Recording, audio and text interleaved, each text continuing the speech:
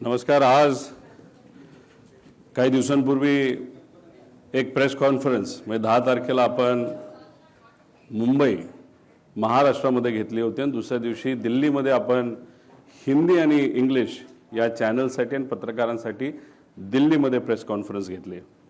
आता एक योगायोग आणि चांगली गोष्ट आहे की प्रेस कॉन्फरन्स झाल्यानंतर इन्व्हेस्टिगेशन एजन्सी या काम करतच आहेत, त्यांच्यावर काही आक्षेप नाही.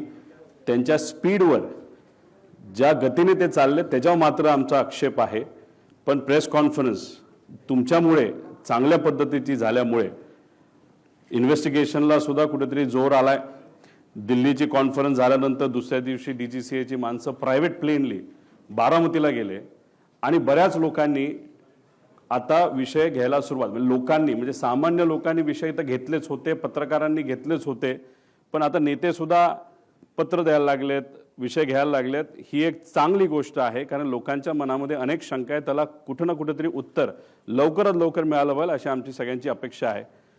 आता पूर्वी जे काही मी प्रेझेंटेशन केलं होतं त्यात अधिकची काही माहिती माझ्यापर्यंत आलेली आणि ती माहिती आपल्या सर्वांसमोर आम्ही आणणार आहोत. याच्यामध्ये अपघात आहे का घातपात हा प्रश्न अजून सुद्धा कायम त्याच्यामध्ये राहतो, पण घातपात हा जो मुद्दा आहे त्याच्यावर थोडंसं लोकांचंही आणि सगळ्यांची त्या दिशेने जाण्याला प्रवास सुरू झाला असं आपल्याला म्हणावं लागेल. पुढं याच्यामध्ये ह्या सगळ्या गोष्टी म्हणजे आपण मी काय काय मुद्दे घेतले होते. 27 तारखेला जे जे काय घडलं, कुणीतरी भेटायला आलं होतं, कोणाचा तरी फोन आला होता, फाईलचा मुद्दा होता, फाईलच्या मुद्द्याच्या बाबतीत कुठेतरी TV वर बोलत असताना वेळ थोडा गल्लत झाली कदाचित पत्रकारांची. संध्याकाळी 6:50 ते 7:05 तो फोन फाईलसाठी त्या ठिकाणी आला होता. एवढंच फक्त अपडेट तुम्हाला सर्वांना या ठिकाणी देतो. त्याच्यानंतर VSR कंपनीच्या बाबतीत अनेक त्याच्यामध्ये काही विमाना म्हणजे मेंटेनन्सचा विषय असेल नाही तर इतर काही गोष्टी असतील त्याचे दाखले मी दिले होते. आता सुद्धा बरेच काही तज्ज्ञ त्या विषयाकडे बोलताना, त्या विषयाच्या बाबतीत बोलताना आपण बघू शकतो. सगळ्यात महत्त्वाचं विमानाचे फ्यूल टँक मुळे म्हणजे अधिकचे फ्यूल टँक नाहीतर ते आपण कॅन म्हणतो ते कॅन त्या विमानामध्ये होते, ही जी शंका मी व्यक्त केली होती. आजच काल परवाच एक नवीन व्हिडिओ आलेला आपण सर्वांनी बघितला, त्याच्यामध्ये अधिकचे स्फोट झालेले आहेत आणि त्या बाबतीत सुद्धा मी डिटेलमध्ये पुढे जाऊन आपल्या सर्वांना त्या ठिकाणी सांगतो. आणि ब्लॅक बॉक्सच्या संदर्भात मी एक शंका व्यक्त केली होती की उद्या जाऊन कदाचित हे व्हॉइस रेकॉर्डिंग नाही, हे नाही, ते नाही, असं काही कारण पुढे येऊ शकतील आणि ते आले तर नक्कीच घातपातकडे आपल्याला कुठेतरी बघता येईल असं मी बोललो होतो. नाही त्या दिशेने आपण बोलू शकतो. दुर्दैव असं म्हणजे कालच कदाचित आज प्रेस कॉन्फरन्स कालच या बाबतीतलं एक क्लॅरिफिकेशन कुठेतरी केंद्र सरकारची जी एजन्सी त्यांच्याकडनं आलेलं आहे की ब्लॅक बॉक्समध्ये कदाचित अडचण असू शकते, त्याचा काही भाग हा जळला असं ते तिथं म्हणतात. काही एक्सपर्टला आम्ही बोलू का, आम्ही ब्लॅक बॉक्स बाहेर पाठवू, असे विषय त्याच्यामध्ये त्या ठिकाणी घेतात. आता फ्यूल टँक जो आहे म्हणजे आता तुम्ही बघा व्हिडिओ.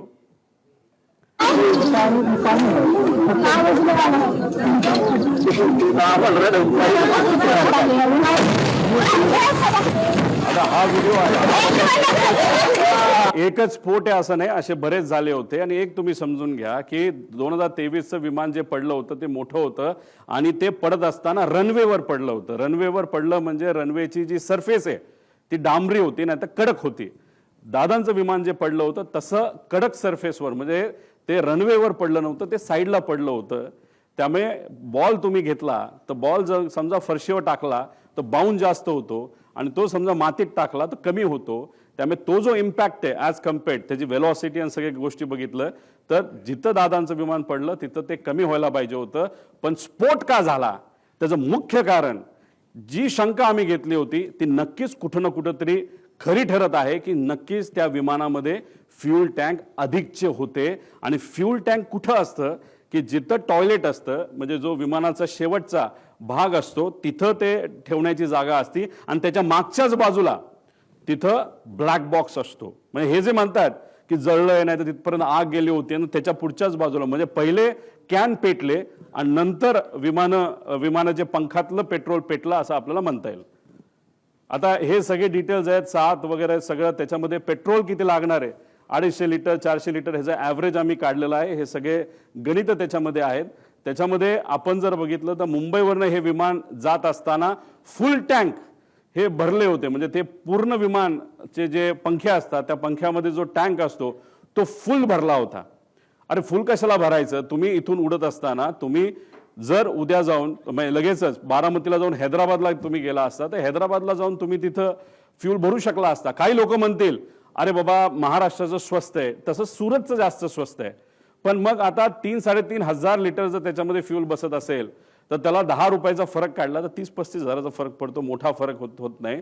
त्यामुळे एवढं फ्यूल पंखात पण आणि आत पण असं आमचं मत आहे की हे एवढं घेऊन बारामतीच्या दिशेने जाण्याचं कारण काय?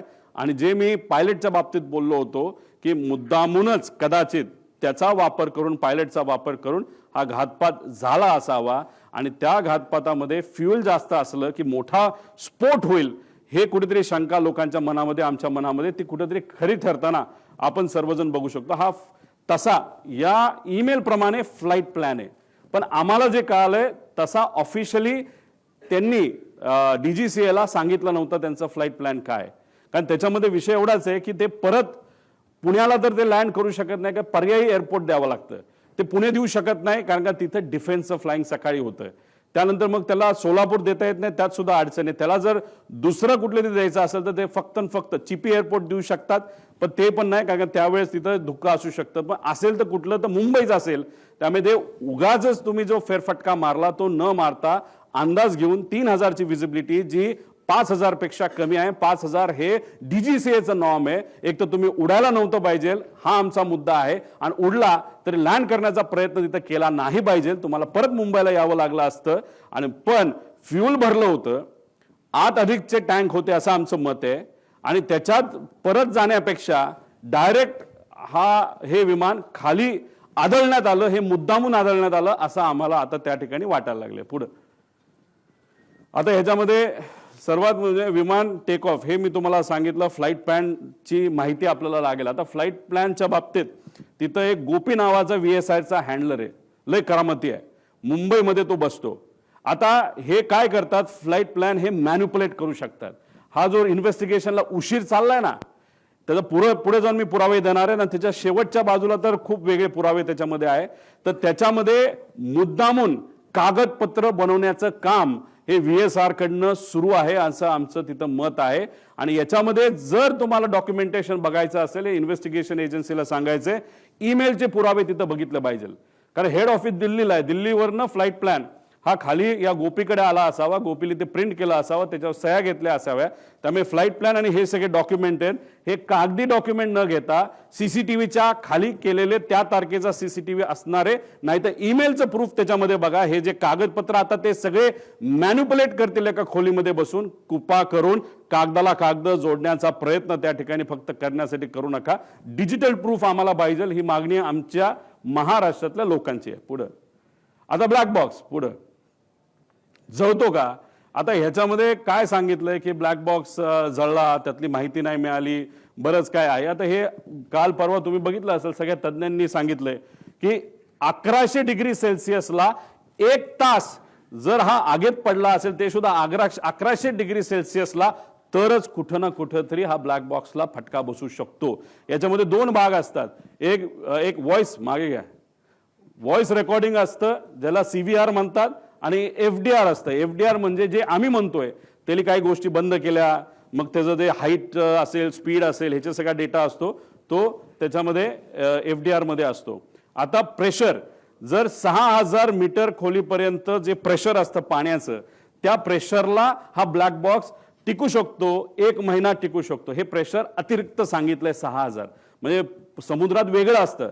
मग कितीतरी हजार हत्ती त्याच्यावर उभे केले, एवढं प्रेशर त्याच्यामध्ये असतं. आणि आगीच्या बाबतीत मी सांगितलंय. आता आगीच्या बाबतीत लोक म्हणतील रे असं नाही, तिथं खूप मोठा ब्लास्ट झाला. एक तुम्ही समजून घ्या, तिथं बरेचसे कागद हे न जळलेले तुम्हाला दिसले. त्याचं कारण असं, तो भपका जो स्फोटचा असतो तो काही सेकंदासाठी असतो आणि तो नंतर विझून जातो. त्यामुळे कागद सुद्धा जळलेला नाही. त्याची सेम थिअरी या बाबतीत आहे. तो भपका अंदाजे 1001 डिग्री सेल्सिअसच्या आसपास, नंतर त्याच्यापेक्षा खाली असू शकतो असं आमचं त्याच्यामध्ये मत आहे. पुढं आता ह्याच्यामध्ये हा जो भाग आहे, हा विमानाची बॉडी काय असते, ॲल्युमिनियम अलॉय असते. त्याचं मेल्टिंग पॉईंट किती आहे, 635 डिग्री सेल्सिअसचं मेल्टिंग पॉइंट आहे. म्हणजे ॲल्युमिनियम बॉडी, विमानाची जी बॉडी आहे ती 650 डिग्री सेल्सिअसला ती वितळून जाते. हे तुम्ही सगळ्यांनी तिथं नोट केलं पाहिजे. त्याच्यानंतर टायटॅनियम, स्टेनलेस स्टील याचे हे बनलेलं असतं. हा बाहेरचा भाग आहे, हा टायटॅनियम आहे. हा किती डिग्रीला मेल्ट होतो? 1670 डिग्रीला मेल्ट होतो. त्यानंतर हे थर्मल इन्सुलेशन आहे. आणि हा जो भाग आहे हा ॲल्युमिनियमचा आहे. म्हणजे विमानाची बॉडी ज्याची बनली आहे तो भाग आत असतो आणि त्याच्या आत हा ब्लॅक बॉक्स असतो. त्यामुळे हे जे काय सांगतात ना की हे घडलं असेल, ते घडलं असेल, ते जळलं, ती माहिती, हे मॅनिप्युलेशन आहे असं आमचं ठाम त्याच्यामध्ये त्या ठिकाणी मत आहे. पुढं आता हे कुठं होता ब्लॅक बॉक्स? हा इथं होता. आता या ब्लॅक बॉक्स म्हणजे विमानाच्या त्या बाजूला हा ब्लॅक बॉक्स जर इथं होता तर बॉडी कुठं जळली आहे? इथं केबल सुद्धा आहेत, पुढे केबल पण आहेत, त्या सगळ्या कॉपरच्या केबल आहेत. कॉपरचा मेल्टिंग पॉईंट अजून कमी असतो, त्या सुद्धा तिथं मेल्ट झालेला नाहीत. म्हणजे उगाच कालचं आज आमचं प्रेझेंटेशन आहे म्हणून काहीतरी द्यायचं, म्हणून काहीतरी माहिती काल दिली असं आमचं त्याच्यामध्ये मत आहे. पुढं हे सगळे उदाहरणं आहेत. ह्याच्यामध्ये हे कुठलं तरी एमिरेट्सचं दिसतंय, एअर इंडिया दिसतंय, हे बँकॉकचं दिसतंय. ह्याच्यामध्ये सगळ्यात मध्ये सेम इंटेन्सिटी, सेम आग, सेम टेम्परेचर सगळं असताना ब्लॅक बॉक्स पूर्णपणे त्याच्यामध्ये मिळालेला आहे. पुढं आता बघा इथं केबल आहे, केबल सगळ्या तुम्हाला दिसतील. अजून तुम्ही व्हिडिओ बघितला तर केबल तशाच्या तशा तुम्हाला दिसतील. ब्लॅक बॉक्स आजीदादांच्या सगळ्या केबल आहेत. आणि त्याच्या पुढच्या भागाला तिथं काय ठेवलं असेल तर 2 कॅन ठेवले असतील असं आमचं मत आहे. ते शोधण्याची जरूरत आहे. 90 कोटी रुपये खर्च करून युनियन मिनिस्टर राम मोहन नायडू साहेबांनी काही महिन्यांपूर्वी एक लॅब इनॉग्रेट केली. आता एवढी हाय फंडू लॅब तुमच्याकडे असेल तर तुम्हाला बाहेर पाठवण्याचं काय कारण? बरं ठीक आहे, तुम्ही बाहेर पाठवत नाही तर ते या लॅबमध्ये इथंच भारतामध्ये बसून तुम्हाला माहिती काढता येत नाही का? ठीक आहे, टेक्निकल एजन्सीची मदत घ्या असं आम्ही सांगितलं होतं. तुम्ही सुद्धा आता म्हणताय की नाही आता आम्ही टेक्निकल एजन्सी फक्त टेक्निकल गोष्टीसाठी बाहेरच्या एजन्सीची मदत घेऊ, ते सुद्धा कॅनडाचं, त्या कंपनीचं नाव मी पुढे सांगतो. पुढं आता ह्याच्यामध्ये अजून एक माहिती आहे. इन्शुरन्स हा विमानाची किंमत किती? आज ते विमान जे होतं, जे आज असतं, तर त्याची ऍक्च्युअल किंमत 35 कोटीला ते घेतलं होतं. पण ज्या पद्धतीचं त्याचं इंजिनची क्वालिटी आणि काही आकडे आणि पॅरामीटर्स बघितले ते आज 10 ते 15 कोटीला जास्तीत जास्त विकू शकले असते. इतकी वाईट परिस्थिती त्याची आहे. आणि ज्या लोकांनी ते विमान चालवलंय पूर्वी आणि आज ते कंपनी बरोबर नाही, या लोकांनीच आम्हाला सांगितलं की 10 कोटीत दिलं कुणी जर असतं आत्ता तरी न घेणं हे जास्तच योग्य ठरलं असतं. आता 10-12 कोटीच्या किमतीचं जे विमान होतं त्याची आजची इन्शुरन्सची व्हॅल्यू किती होती? तर 55 कोटी रुपये होती. त्यानंतर लायबिलिटी इन्शुरन्स किती होता? 210 कोटी. म्हणजे आत बसणारी लोक, त्याच्यानंतर घरावर कोणाच्या पडलं तर, जर कुठल्या व्यक्तीवर पडलं, जनावरांवर पडलं तर 210 कोटी रुपये त्याची टोटल लायबिलिटी व्हॅल्यू होती. आता ह्याच्यामध्ये पायलट सुद्धा आले, याच्यामध्ये 5च्या 5 जण आली. मग तो जो मेन पायलट होता त्याला किती रुपये मिळणार या 210 पैकी? हा सगळ्यात मोठा प्रश्न आहे. आणि ही गोष्ट त्या पायलटला माहित होती का? खरंच इन्शुरन्स मिळणार होता का? या बाबतीत स्पष्टीकरण होणं महत्वाचं आहे. आणि जेसीबी चालवायला गेला नाही तर पोकलान चालवायला गेला, जी मोठी मशीन, तुम्हाला अलाउड नाही. तसंच लेअर जेटचं तुम्ही विमान चालवत असाल तर तुम्हाला दुसरं विमान लेगेसी सारखं वापरता येत नाही. आता इथं जो फोटो बघितले हे आहेत मिस्टर कपूर. हे मागे जे आहे ते लेगेसीचं विमान आहे. आपले मुख्यमंत्री साहेब आणि उपमुख्यमंत्री दुसरे हे लेगेसीली जास्त ट्रॅव्हल करतात. ही आहे लेगेसी, हे आहे लेगेसी आणि हे आहे लेअर जेट. म्हणजे हे महाशय लेगेसी सुद्धा चालवत होते आणि हे महाशय लेअर जेट सुद्धा चालवत होते. आणि फक्त हाच व्यक्ती चालवत होता असं नाही, रोहित सिंग सुद्धा इलिगली हे दोन्ही विमानं तिथं चालवत होतं. याचे सीसीटीव्ही कॅमेरा, याचे डॉक्युमेंटेशन हे करा. आमच्याकडे डॉक्युमेंटेशन आहे, आम्ही कसं काढलं हे आम्हाला माहिती. पण या डीजीसीला आम्हाला सांगायचं, इन्व्हेस्टिगेशन अधिकाऱ्यांना आणि ऑफिसरला सांगायचंय, कृपा करून कागद रंगवारंगवी करणं हे तुम्ही सोडून द्या. आणि जर करत असाल तर ते चुकीचं आहे. जर उद्या जाऊन त्या कागदात जर फरक दिसला, व्हिडिओ आमच्याकडे कुठला असेल आणि तो जर आम्ही दाखवला आणि त्याच्यामध्ये जर डिस्परन्सी आली तर हे योग्य ठरणार नाही. त्यामुळे इथे खूप मोठी इलिगॅलिटी आहे. त्यानंतर तुम्ही दारू पिलाय का नाही तर हे BA करावं लागतं. हे अशा पद्धतीचं मशीन असतं. पण अनफॉर्च्युनेट हे जे मशीन आहे हे आहेत एक यंग पायलट आहे, यांचा व्हिडिओ आम्ही आमच्या लेवलनी त्या ठिकाणी काढला. हे असं फुंकावं लागतं, असा व्हिडिओ काढावा लागतो. हे बाबा फुंकतोय आणि दाखवावं लागतं 0% दारू आहे. तसंच हे राईटचे महाशय आहेत, हे वेगळेच आहेत. ह्याचं नाव काय, ह्याचं नाव कोणतरी फॉरेनर आहे, तो पुढे असेल कदाचित. तर हे असा व्हिडिओ काढावा लागतो. आता रोहित सिंग जो मालक होता VSRचा आणि आपला हा जो कपूर आहे, याचे असे व्हिडिओ आम्हाला आजच्या आज त्या ठिकाणी लागणार नाही. तर तुम्ही इन्व्हेस्टिगेशन मध्ये आम्हाला तिथं दाखवा. पण हे जे मशीन आहे, या मशीनचा एक खूप मोठा फ्लॉ आहे आणि हे फक्त VSR कडे, हे एअरपोर्ट अथॉरिटीकडे नाहीये. VSR कडे असणारे हे जे मशीन आहे, याच्यामध्ये तारखा या बदलल्या जाऊ शकतात. हा फ्लॉ आहे या मशीनचा. म्हणून म्हणतो इन्व्हेस्टिगेशन जेवढं पुढे जाईल तेवढं मॅन्युप्युलेशन आहे मोठ्या प्रमाणात त्या ठिकाणी होणार आहे. आता याच्यामध्ये 2023 मधील अपघात प्रकरण आम्हाला जे कळलंय, त्याचा जो कॅप्टन होता ना, चालवणारा सुनील कंजर जो आहे, त्याचं नाव कदाचित प्लस मायनस असेल.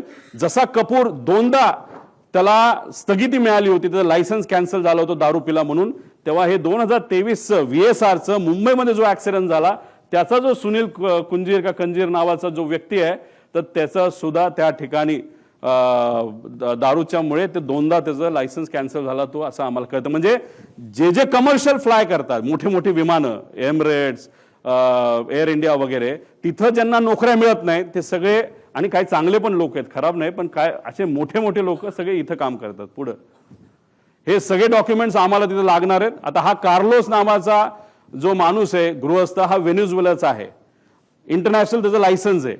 पण हा भारतामध्ये कसं तो त्याला VSRच्या माध्यमातून इथं उडवलं जातं, तर हा येतो एंटर करताना ॲज अ पॅसेंजर, आणि पॅसेंजर म्हणून आत आल्यानंतर विमानात बसल्यानंतर तो कॉकपिटमध्ये जायचा आणि कॉकपिटमध्ये जाऊन त्या ठिकाणी विमान उडवायचा. आता ह्याच्यामध्ये हे बघा, captain, crew details, captain Venezuela हा पूर्वीचा त्याच्यामध्ये डेटा आहे. पण हा त्या पद्धतीने काय गोष्टी, त्याचं सगळं जे लायसन्स आहे ते अमेरिकन फॉरेनचं लायसन्स असतं ते रिजेक्टेड आहे. आता उदयपूरमध्ये एक बिझनेसमन आहे, त्या बिझनेसमनला मी या व्हिडिओच्या माध्यमातून विनंती करतो, या माणसापासून तुम्ही जपून राहा. हे VSRचं आहे, ते बीचक्राफ्ट 350चं विमान आहे उदयपूरचं. हा माणूस चालवतो, पण जाताना आत तो पॅसेंजर म्हणून जातो आणि तिथं बसून मग तो विमान चालवतो. मला सांगायचं काय, VSR मध्ये चुका किती आहेत आणि त्या चुका कशा लपवल्या जातात आणि कोण लपवलं जातं, मी पुढे जाऊन तुम्हाला सांगतो. पुढे आणि हे वेदर रिपोर्ट वगैरे हे सगळे डेटा आम्ही मागितलेला आहे, मागणार आहोत, पत्र देणार आहोत. पुढे आता पायगड्या, VSR साठी DGCA कडून काय पायगड्या घातल्या जातात का, पुढे घ्या. आता हा रिपोर्ट आहे, तुम्ही इथं बघताय, लेअर जेट 45. आता मला तुम्ही सांगा, तुम्ही जर टेक्निकल इन्व्हेस्टिगेशन एजन्सी असाल तर तुम्ही टेक्निकली बोललो पाहिजे ना, कॅमेराचं काय आहे, त्याचं पिक्सल किती आहे, डिटेलमध्ये बोललो पाहिजे. पिक्सल, कॅननचा कॅमेरा आहे तर कॅनन 1 आहे का 2 आहे का, नाहीतर मोबाईल जो वापरला, जो तिथं मर्डर सीनवर मोबाईल जो सापडला, तो iPhone 17 आहे का 16 आहे का 15, हे तुम्हाला सांगावं लागेल. पण बघा, टेक्निकल इन्व्हेस्टिगेशन एजन्सी जी काम करते, का आम्ही ऑब्जेक्शन घेतो या एजन्सीवर आणि DGCAच्या आत्ताच्या लोकांवर, सगळ्याच नाही पण काही लोकांवर. इथं लिहिलंय लेअर जेट 45 एअरक्राफ्ट. हे लेअर जेट 45 एअरक्राफ्टच नाहीये, हे लेअर जेट 45 कुठे रे, XR हे विमान आहे. हे आहे लेअर जेट 45 जे अजून सुद्धा उडते. हे 1 स्टेप पूर्वीच आहे आणि हे विमान आहे अजितदादांचं, हे आहे XR. हे अमेरिकेतून बाय केलं होतं. पुढे मी तुम्हाला डिटेल्स देतो. म्हणजे एजन्सी, कालचा रिपोर्ट तुम्ही वाचून बघा DGCAचा, त्याच्यामध्ये सुद्धा त्यांनी लेअर जेट 45 दिलंय. फक्त आम्ही म्हणतोय XR आहे आणि ते खरंच XR आहे. हे वेबसाईट ही त्या VSRची वेबसाईट आहे आणि अमेरिकेमध्ये ते विमान घेतलं, त्याचे डिटेल्स पुढे जाऊन बघितले, ते सुद्धा XR आहेत. म्हणजे तुम्ही टेक्निकल एजन्सी असताना, तुम्ही टेक्निकल इन्व्हेस्टिगेशन करत असताना तुम्ही जर मॉडेलच चुकवत असाल तर तुमच्यावर आम्ही विश्वास कसा ठेवायचा. मोठ्या नेत्यांनी सांगितलंय की रोहित पवार असं ऑब्जेक्शन घेत नाही. काल कुठला तरी इथला एक मुंबई पुरता मोठा नेता का छोटा नेता त्यांनी सांगितलं की का ऑब्जेक्शन घेत, याच्यासाठी आम्ही ऑब्जेक्शन घेतोय.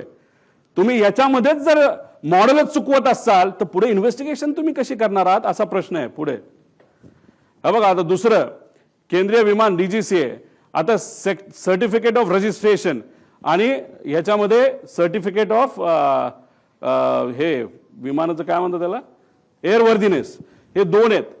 आता एअरवर्दीनेस, सर्टिफिकेट ऑफ एअरवर्दीनेस कधी आलंय 21 ला आणि विमान रजिस्टर कधी झालंय 22 ला. म्हणजे काय केलं, आधी गाडी घेतली, त्याचं सगळं PSU वगैरे केलं, सगळं करून टाकलं आणि नंतर ते रजिस्टर केलं, तसं विमानाचं झालं. हे चुकीचंच आहे. हे PIB रिपोर्ट आहे 28/1चा. याच्यामध्ये जर तुम्ही certificate of registration, certificate of airworthiness याच्यामध्ये जो फरक येतोय तो 1 वर्ष आधीचा आहे. हेच तुम्ही चुकला आहात. आधी रजिस्ट्रेशन तुम्हाला करावं लागतं आणि मग तुम्हाला एअरवर्दीनेस घ्यावं लागतं. इथं जर रिपोर्टमध्ये तुम्ही चुकवत असाल म्हणजे कुठंतरी रिपोर्ट मॅन्युपुलेट केले जातात का, रिपोर्टमध्ये हेराफेरी होती का, असा आमचा साहजिकच प्रश्न राहणार ना. हे तुमच्याच रिपोर्टवरनं आम्ही सांगितलं ऍक्सिडेंट नंतरच्या. आणि ह्याच्यामध्ये तुम्ही जर म्हणत असाल नाही आमच्याकडनं चुकलं, काढलं ना आम्ही, आमचे पण काही कॉन्टॅक्ट आहेत का नाही, हे आहेत ना सर्टिफिकेट, हे दोन्ही सर्टिफिकेट आम्ही इथं लावलेले आहेत, त्याच्यावरनं तुम्ही बघा. म्हणजे एजन्सी DGCA म्हणते तारखा चुकवते, आम्ही पुरावे देतो की तारखा चुकल्यात, ह्याच्यावरनच आम्हाला कुठेतरी या इन्व्हेस्टिगेशनवर डाऊट आहे. पुढे आता ह्याच्यामध्ये हे विमान, कुठलंही विमान घेतलं गेल्यानंतर त्याला 5,000 तास असं काहीतरी दिलं जातं. त्याचं तास किती होते या विमानाचे?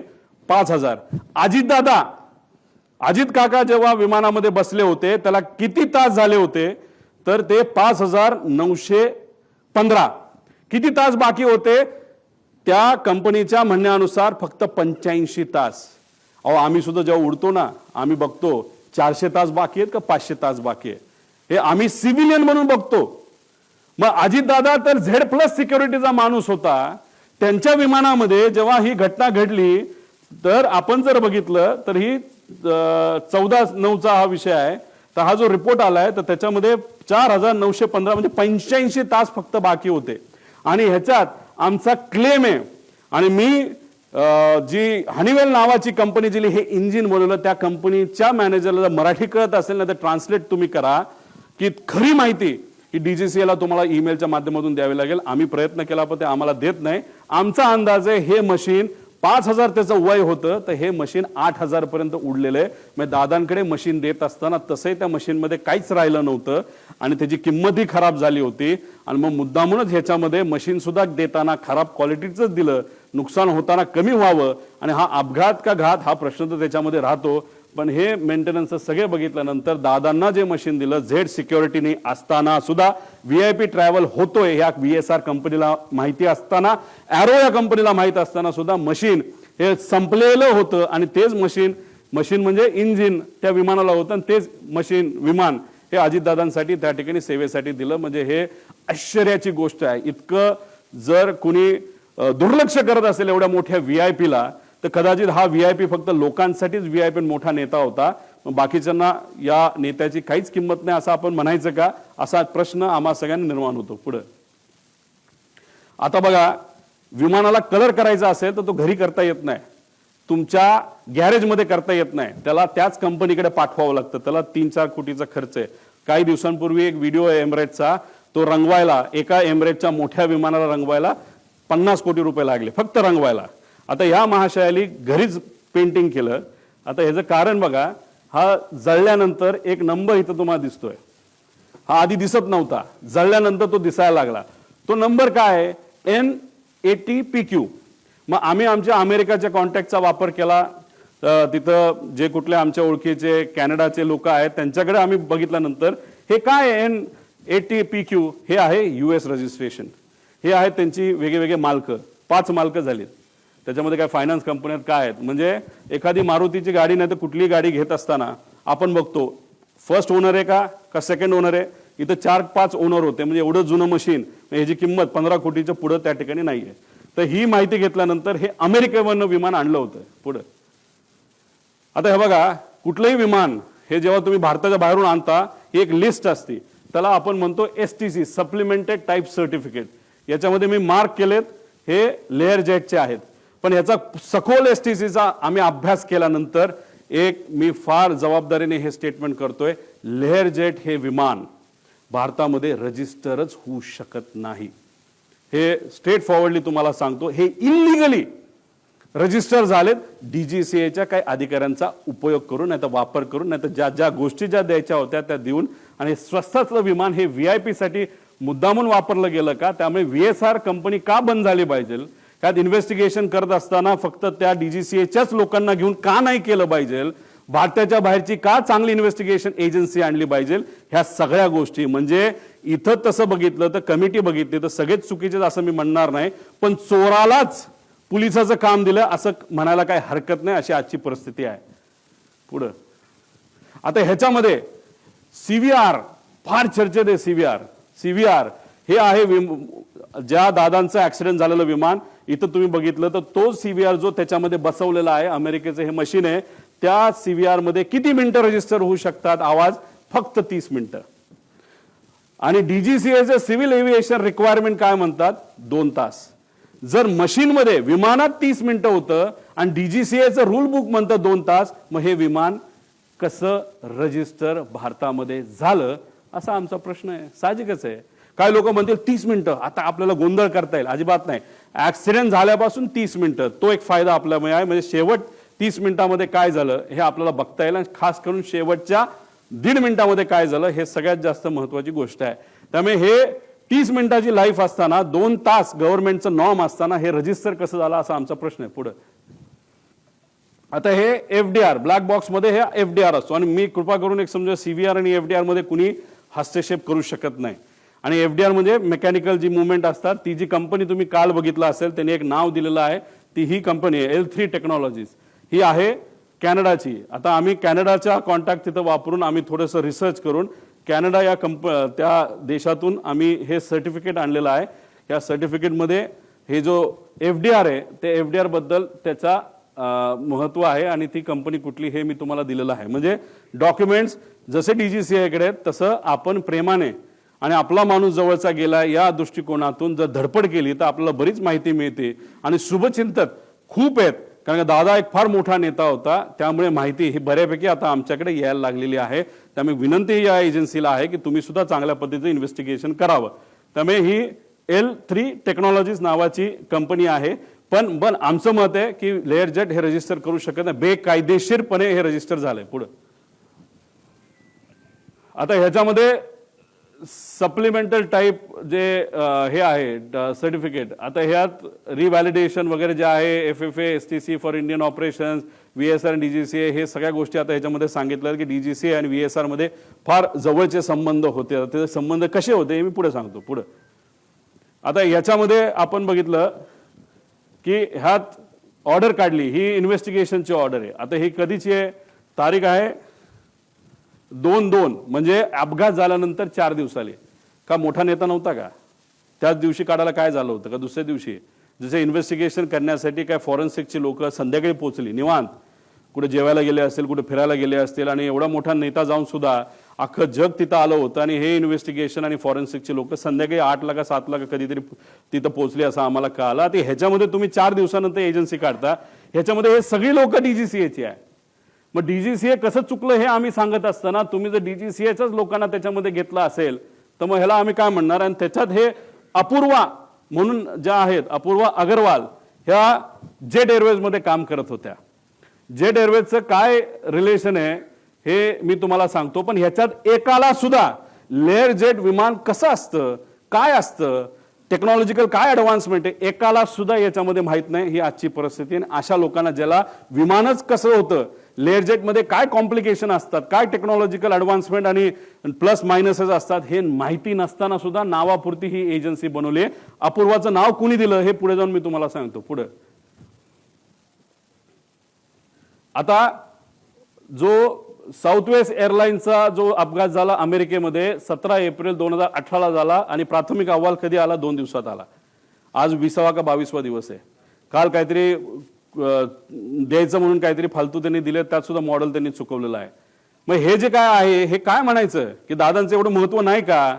मग सत्तेचा वापर करून जे कोणी त्यांच्याबरोबर होते, पूर्वी खूप काम केलेलं आहे, या लोकांनी सत्तेचा ताकदीचा वापर करून करा ना इन्व्हेस्टिगेशन पटपट. प्रिलिमिनरी रिपोर्ट यायला एवढा वेळ काय लागतो? आमच्यासारखा बिना बॅकग्राऊंडचा, बिना सत्तेचा माणूस जर एवढी माहिती काढू शकतो, आणि तुम्ही 22 दिवस लावताय की बाबा ह्या एजन्सीला काम द्या, त्या एजन्सीला काम द्या, काय कारण आहे? काय कारण आहे हे इन्व्हेस्टिगेशन पुढे जात नाही का? कारण कागदपत्र बनवले जातात. VSR कंपनी ही अडचणीत येऊ नये, नाहीतर त्या अपघाताच्या मागे जे लोक, नाहीतर जे डोकं होतं त्या डोक्याला वाचवण्याचं काम हे इन्व्हेस्टिगेशन एजन्सी करते का, असा प्रश्न लोकांना आता पडायला लागलेला आहे. म्हणजे 2 दिवसात तो रिपोर्ट यायला पाहिजे, अजून आलेला नाही. पुढं सीआयडीचा रिपोर्ट आणि ह्याच्यात मागे जावा, मागे मागे 15 तारखेपर्यंत रिपोर्ट द्या असं सांगितलंय बघा कुठेतरी.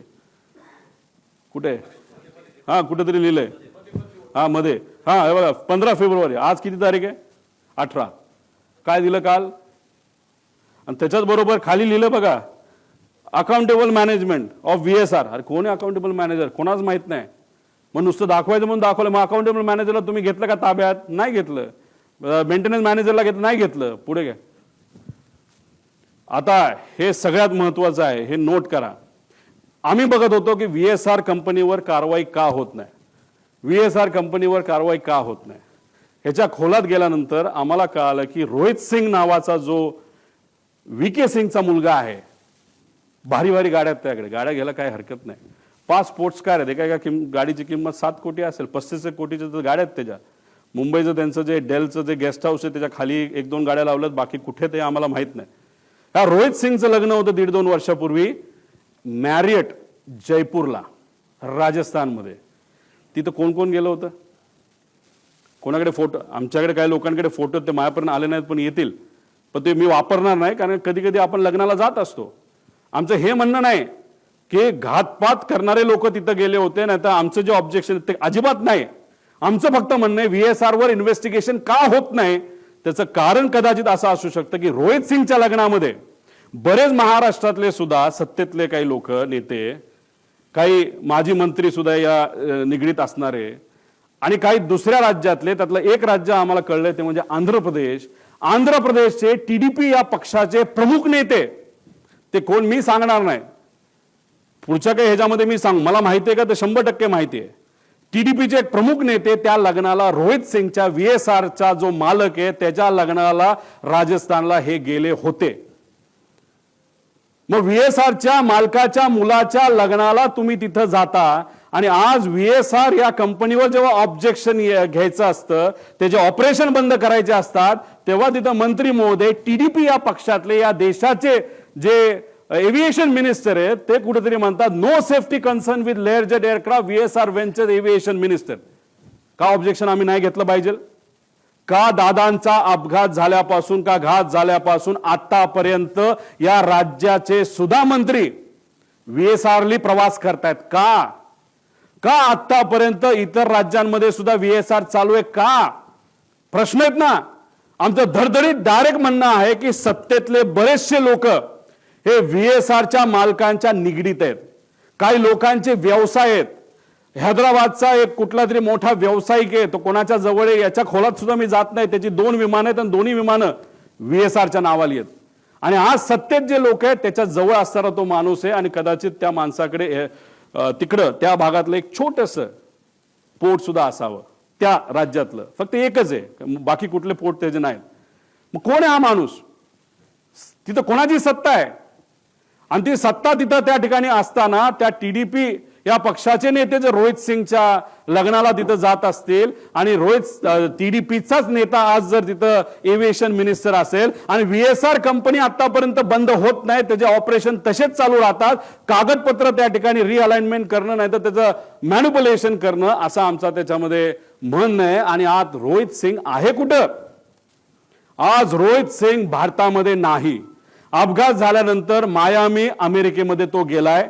त्यांची दुबईमध्ये सुद्धा कंपनी आहे, अमेरिकेमध्ये सुद्धा कंपनी आहे. ही सगळी विमानं टप्प्याटप्प्याने हे दुबईच्या आणि अमेरिकेच्या कंपनीमध्ये ट्रान्सफर केली जातील. आज आम्ही सगळे दुःखात आहोत, आज आम्ही तिथं लढत आहोत. पण ज्या कंपनीच्या माध्यमातून हा घात झाला, नाहीतर हा अपघात झाला, त्याचा मालक मात्र आज भारतात नाही. त्याला कुणी मदत केली बाहेर जाण्यासाठी? कुणी त्याचा तिथं इन्व्हेस्टिगेशन लगेच करून त्याला लगेच ताब्यात घेऊन लगेच तुम्ही इन्व्हेस्टिगेशन आहे तर त्याचं तिथं चर्चा करून आणायला पाहिजे होती. पण हे माशे गेले कुठं? तर मायामी, अमेरिकेमध्ये त्या ठिकाणी गेलेले आहेत. आता ही बातमी एक ग्रेट आंध्रा नावाचा पेपर आहे, AP minister bought private jet. त्या जेटचं मला पॅटर्न सुद्धा माहिती आहे, त्याचं मॉडेल सुद्धा मला माहिती आहे, ते कोणाचं आहे हे तिथले लोक आपल्या सर्वांना त्या त्या ठिकाणी त्या त्या राज्यात सांगतील. माझं मत आहे की या VSR कंपनीला मुद्दामून वाचवण्याचा प्रयत्न केला जातोय. एवढा मोठा माणूस, महाराष्ट्राचा नेता गेल्यानंतर सुद्धा या सत्तेत असणारे काही लोक मुद्दामून या मालकांना वाचवत आहेत. म्हणजे दादा गेले याचं दुःख यांना नाही, पण पैसा आपला वाचला पाहिजे, मैत्री आपली टिकली पाहिजे, या अनुषंगाने VSR ला मदत करतात. म्हणून आमचं मत आहे की आज नाही तर उद्या VSR कंपनीला बंदी घातली पाहिजे आणि इन्व्हेस्टिगेशन करत असताना त्याच्यामध्ये सुद्धा काही चेंजेस केले गेले पाहिजे. त्याच्यामध्ये तुम्ही 5 कुठले तरी घेतले, सीबीआयला देताय, चांगली गोष्ट आहे, CID तर आहेच, पण याच्याच बरोबर एक वर मॉनिटरिंग एजन्सी आम्हाला असावी. राज्यात विरोधी पक्ष नेत्यांना त्याच्यात घ्यावं. दुर्दैवाने महाराष्ट्रात कोणी विरोधी पक्ष नेता नाही, पण हा विषय फार मोठा आहे. प्रायव्हेटली फार मोठे सेलिब्रिटी ट्रॅव्हल करतात. त्यामुळे आमचं मत आहे की देशातले जे विरोधी पक्ष नेता वरचा आणि खालचा जो आहे, राहुल गांधीजी आणि वर जे असतील त्यांना याच्यामध्ये त्या ठिकाणी घ्यावं, काही खासदारांना घ्यावं, खाली काही फॅमिली मेंबरला घ्यावं. तो जो पक्ष आहे जो बाधित आहे, नाही तर अजितदादा ज्या पक्षाचं प्रतिनिधित्व करत होते त्यातल्या काही लोकांना घ्यावं, पण त्यातले काही खूपच एव्हिएशनच्या अनुभवी लोक आहेत, त्यांचं काय करायचं हा निर्णय त्यांनी त्या ठिकाणी घ्यावा. मग अशा पद्धतीने आणि जज, एक्स जज याच्यामध्ये घ्यावा आणि ही मॉनिटरिंग एजन्सी तुम्ही तिथे घ्यावी. आणि ह्याच्या अंडर सीबीआय अंडर मतलब सीबीआय जो काम करेल तो रिपोर्ट बघेल, CIDचा रिपोर्ट बघेल, एक एक्सटर्नल एजन्सीचा रिपोर्ट बघेल, पण हे केल्याशिवाय याच्यामध्ये पारदर्शकता येणार नाही असं आमचं ठाम मत आहे. मॅरेजचं तुम्हाला सांगितलं ते आम्ही तारखा पण काढू, काही फोटो आमच्यापर्यंत आलेत, काही डॉक्युमेंट्स आमच्याकडे आलेत, कोण कसं काय, फक्त ते आता वापरलेलं नाही, कारण मला ह्याच्यात राजकारण आणायचं नाही. पण एक गोष्ट आहे की काही लोक मुद्दामून याच्यात राजकारण आणि मैत्री आणतायत आणि पैसा आणि इन्व्हेस्टर पण मी देऊ शकतो, पण इन्व्हेस्टरच्या खोलामध्ये मी जाणार नाही. इन्व्हेस्टरचं काही डायरेक्ट रिलेशन असेल असं नाही, पण इन्व्हेस्टर मोठे मोठे असल्यामुळे, शेकडो कोटीचा विषय असल्यामुळेच कदाचित या कंपनीला वाचवलं जातंय. त्यामुळे त्या इन्व्हेस्टरला मला म्हणायचं तुम्ही खूप मोठे आहात, हजारो कोटी तुमच्याकडे आहेत. आमचा काका, आमचे दादा त्याच्यामध्ये गेलेले आहेत. 100-200 कोटीसाठी हे इन्व्हेस्टिगेशनला कृपा करून कुठल्या नेत्याचं नाही तर कोणाचं वजन टाकून तुम्ही हे मॅन्युप्युलेट करण्याचा प्रयत्न त्या ठिकाणी करू नका. कारण की इन्व्हेस्टिगेशन एजन्सी काम करेलच, पण आम्ही काय शांत बसू असं जर तुम्हाला वाटत असेल तर आम्ही शांत बसणार नाही. कारण आमचा काका, आमचा नेता याच्यामध्ये गेलेला आहे. पुढं आता मुख्य पायलट सुमित कपूर याच्यामध्ये हे सगळे आम्ही विषय त्याच्यामध्ये मागितलेले आहेत. त्यांना कौटुंबिक अडचण होती. आता ती कौटुंबिक अडचण खूप खोलात जाऊन मी म्हणणार नाही, आणि त्या विषयाला धरून त्याचं ब्लॅकमेल तिथे झालं असावं, आणि मग ते ब्लॅकमेल त्या ठिकाणी झालं असल्यामुळेच ते जे काही घटना घडल्या अशी शंका आहे की त्यांनी मुद्दामूनच त्या घटना त्या ठिकाणी घडून आणल्या. कारण बऱ्याच एक्सपर्टशी बोलल्यानंतर विमान ज्या पद्धतीने कळलं ते मुद्दामून मॅन्युअली, आणि ट्रान्सपॉन्डर हे विषय तुम्हाला त्या आधीच्या ह्याच्यामध्ये सांगितलेलं आहे. याच्यात खोलात जाऊन चर्चा करायची जरूरत आहे. पण त्यांना दारू प्यायची खूप सवय होती. जेटमध्ये असताना त्यांचा पगार 10 ते 12 लाख होता, पण आता या कंपनीमध्ये आल्यानंतर कारण त्यांचं लायसन्स बंद झालं होतं, ते 3 वर्ष बंद होतं. कोविडच्या काळामध्ये त्यांना काम मिळालं नाही. 5 वर्ष ते बिना पैशाचे होते, नाही पगाराचे होते. आणि त्यानंतर लेअर जेटमध्येच त्यांना संधी का दिली? कारण लेअर जेट बघतच नाही काय की कोण कसला आहे, काय कोणाला काय अनुभव आहे, कोण कुठं दारू पिला होता का काय वेगळं केलं होतं. आणि लेअर जेटमध्ये आल्यानंतर त्यांचा पगार 12 लाखावरनं 3.5 लाखावर आला, आणि त्यात 25,000 रुपये का 20,000 रुपये प्रत्येक एका विमानाच्या फेरीला त्या ठिकाणी ते वापरायचे. असे जर 10 फेऱ्या केल्या तर 2.5 लाख आणि 3, 3.5 म्हणजे 6 लाखाचा पगार त्याच्यामध्ये होता.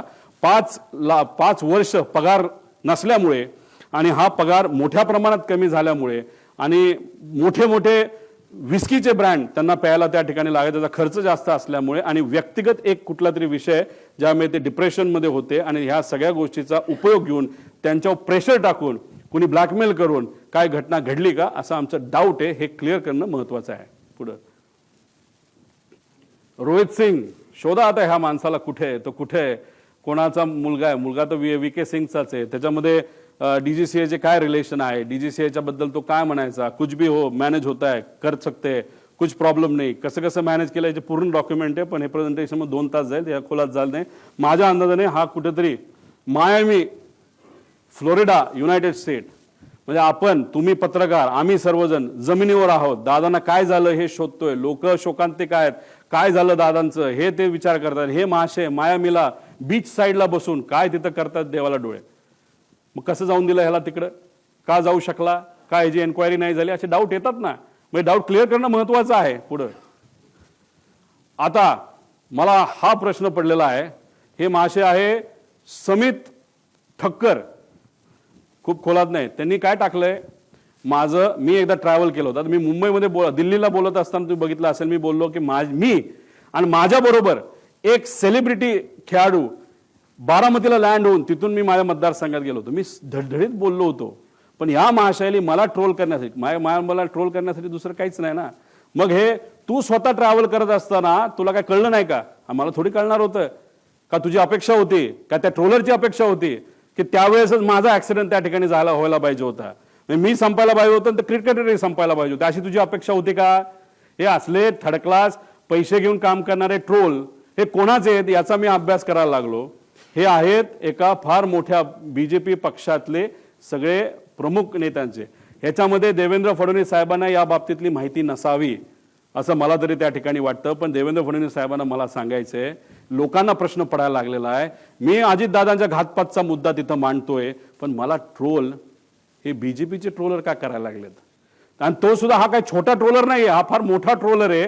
आणि हा एकदा एखादी ट्विट टाकली नाही तर मेसेज टाकला की हे जे बगल बच्चे जे आहेत पैसे घेऊन काम करणारे हे सुद्धा त्या ठिकाणी रिट्वीट करतात आणि रिट्वीट माहिती करतात. आणि अजून एक मी आत्मविश्वासाने सांगतो, आणि काही लोकांकडे ते पुरावे आहेत, ह्याच माणसाली 2 दिवस आधी 28 तारखेच्या 2 दिवस म्हणजे ऍक्सिडेंटच्या 2 का 3 दिवस आधी एक अशी ट्विट केली होती आणि ती 7.5 मिनिटांनंतर त्यांनी डिलीट केली. आणि त्या ट्विटमध्ये दिलं होतं पुढच्या 2 दिवसामध्ये एक अशी घटना घडणार आहे त्याच्यामध्ये महाराष्ट्राच्या राजकारणामध्ये खूप मोठा भूकंप येऊ शकतो असं काहीतरी त्या महाशयाला लिहिलं होतं. ह्याच्याबद्दलचे पुरावे आमच्याकडे आहेत, आम्ही ते घेतोय. पण हा कोण आहे हा? आणि हे जे आहेत ना सगळे हे ट्रोल करणारे हे सगळे कोण आहे? कुठलं आहे? अहिल्यानगर हे सगळे बीजेपीचे ट्रोलर्स आहेत सगळे. त्यांचे ते पेजेस काढतात, पैसे देऊन काम करणारे लोक आहेत सगळे. आता हिथं तर मी काय बोललो आणि देवेंद्र फडणवीस साहेब काय बोलले? अहो साहेब, देवेंद्र फडणवीस साहेब, याच्यामुळे आता लोकांना वेगळी शंका त्याच्यामध्ये यायला लागली. रोहित पवार भावनेच्या भरामध्ये मुद्दे मांडतोय, टेक्निकल मुद्दे, अराजकीय बोलतोय, पण भाजप मला ट्रोल करते. मग ट्रोल करायचं कारण काय असा प्रश्न आता लोकांना त्याच्यामध्ये पडायला लागलेला आहे. त्यामुळे तुम्ही तुमच्या होम मिनिस्ट्रीचा वापर करून आता या ठक्करला तर आम्ही काय सोडणार नाही. समित का कोण आहे त्याची माहिती आम्ही काढल्याशिवाय राहणार नाही. पण असे जे ट्रोल आहेत हे आज मला ट्रोल का करतायत? एक परसेप्शन करण्याचा प्रयत्न करतायत की मला वेळ लागलाय.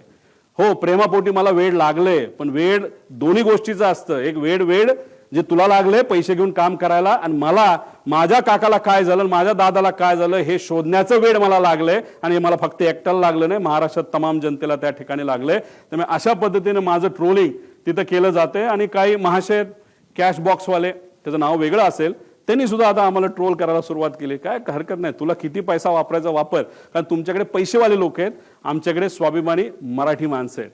आणि त्या लोकांना आम्हाला सांगायचं आहे की ठीक आहे, तुम्ही मला पाण्यात बघता का काय, पण एक समजून घ्या, माझे आजोबा फार मोठे आहेत, माझे काका मोठे होते, आणि मी रोहित पवार आहे, आणि मी या महाराष्ट्राचा स्वाभिमानी नागरिक आहे. आणि माझ्याबरोबर दादांची एन्क्वायरी करण्यासाठी मागणी करणारे महाराष्ट्राचे तमाम स्वाभिमानी नागरिक आहेत. हे असे चिरकुट पैसे घेऊन काम करणारे ट्रोल या ठक्कर का कोण आहे त्यासारखे नाहीत. त्यामुळे हे लोक मला ट्रोल करतात, याच्यावरनं लोकांना आता वेगळ्या शंका यायला लागलेल्या आहेत. पुढं बाळ झालं ना, काय राहिलं का? हा, या पुढं. अरे पुढे घे ना, काय राहिलं काय? हो, आधार कार्डची माहिती. म्हणजे आता बघा, मी इथं मरमरून मीडियाचा वापर, मीडियाच्या चांगल्या पत्रकारांचा उपयोग करतोय. काय अधिकारी काय माझी आहे, आणि माझा वेगळा सोर्स आहे अमेरिकेत, इकडं तिकडं सगळी माहिती आम्ही काढतोय. मला माहिती मिळायला केवढी अडचण आहे बघा.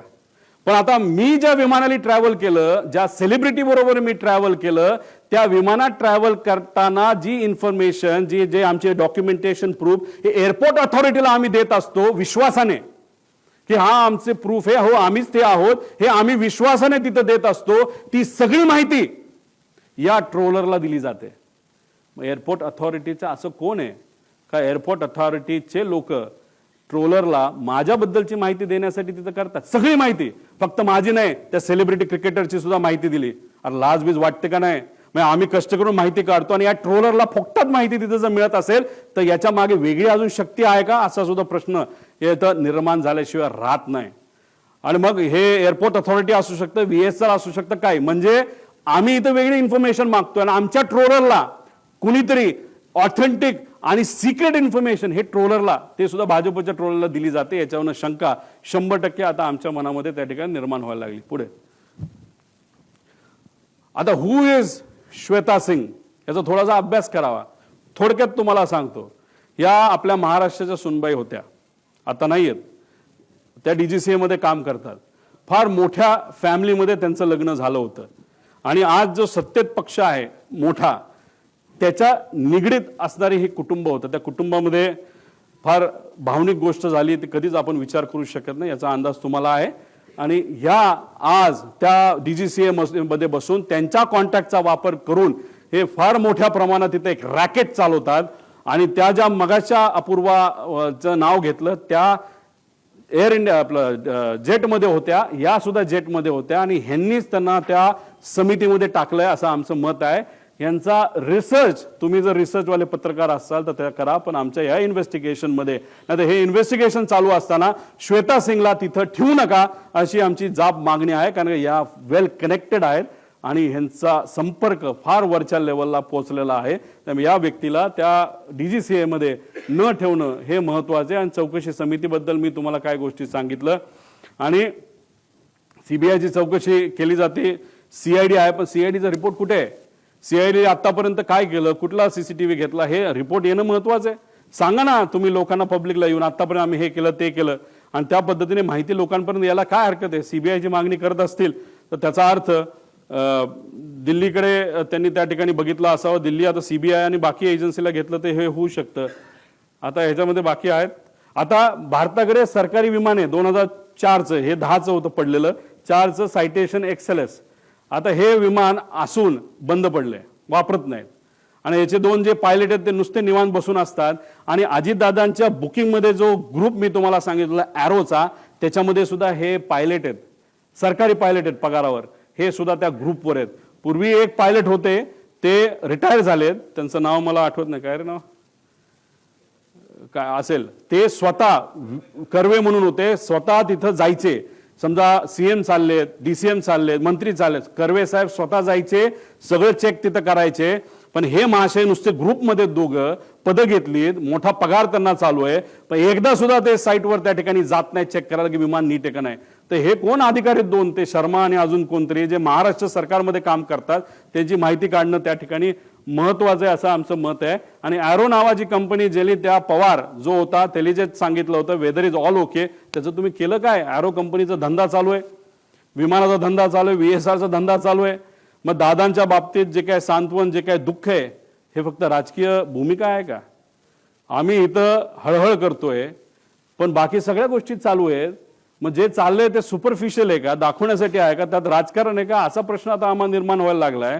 आणि आम्ही जर हे मुद्दे घेतले नसते तर इन्व्हेस्टिगेशन कुठल्या दिशेला गेलं असतं? मीडियाने हे मुद्दे घेतले नसते तर इन्व्हेस्टिगेशन भरकटलं असतं. आणि लोकांच्या मनामध्ये एक तीव्र इच्छा आहे की काय झालं हे कळलं पाहिजे. म्हणूनच तुमच्या मदतीने, मीडियाच्या मदतीने आज जे काय चाललंय ते राईट डिरेक्शनला चाललंय. आणि जे चुकतायत त्यांना कुठेतरी कान तुम्ही सर्वजण, आपण सर्वजण धरतोय असं आपल्याला म्हणावं लागेल.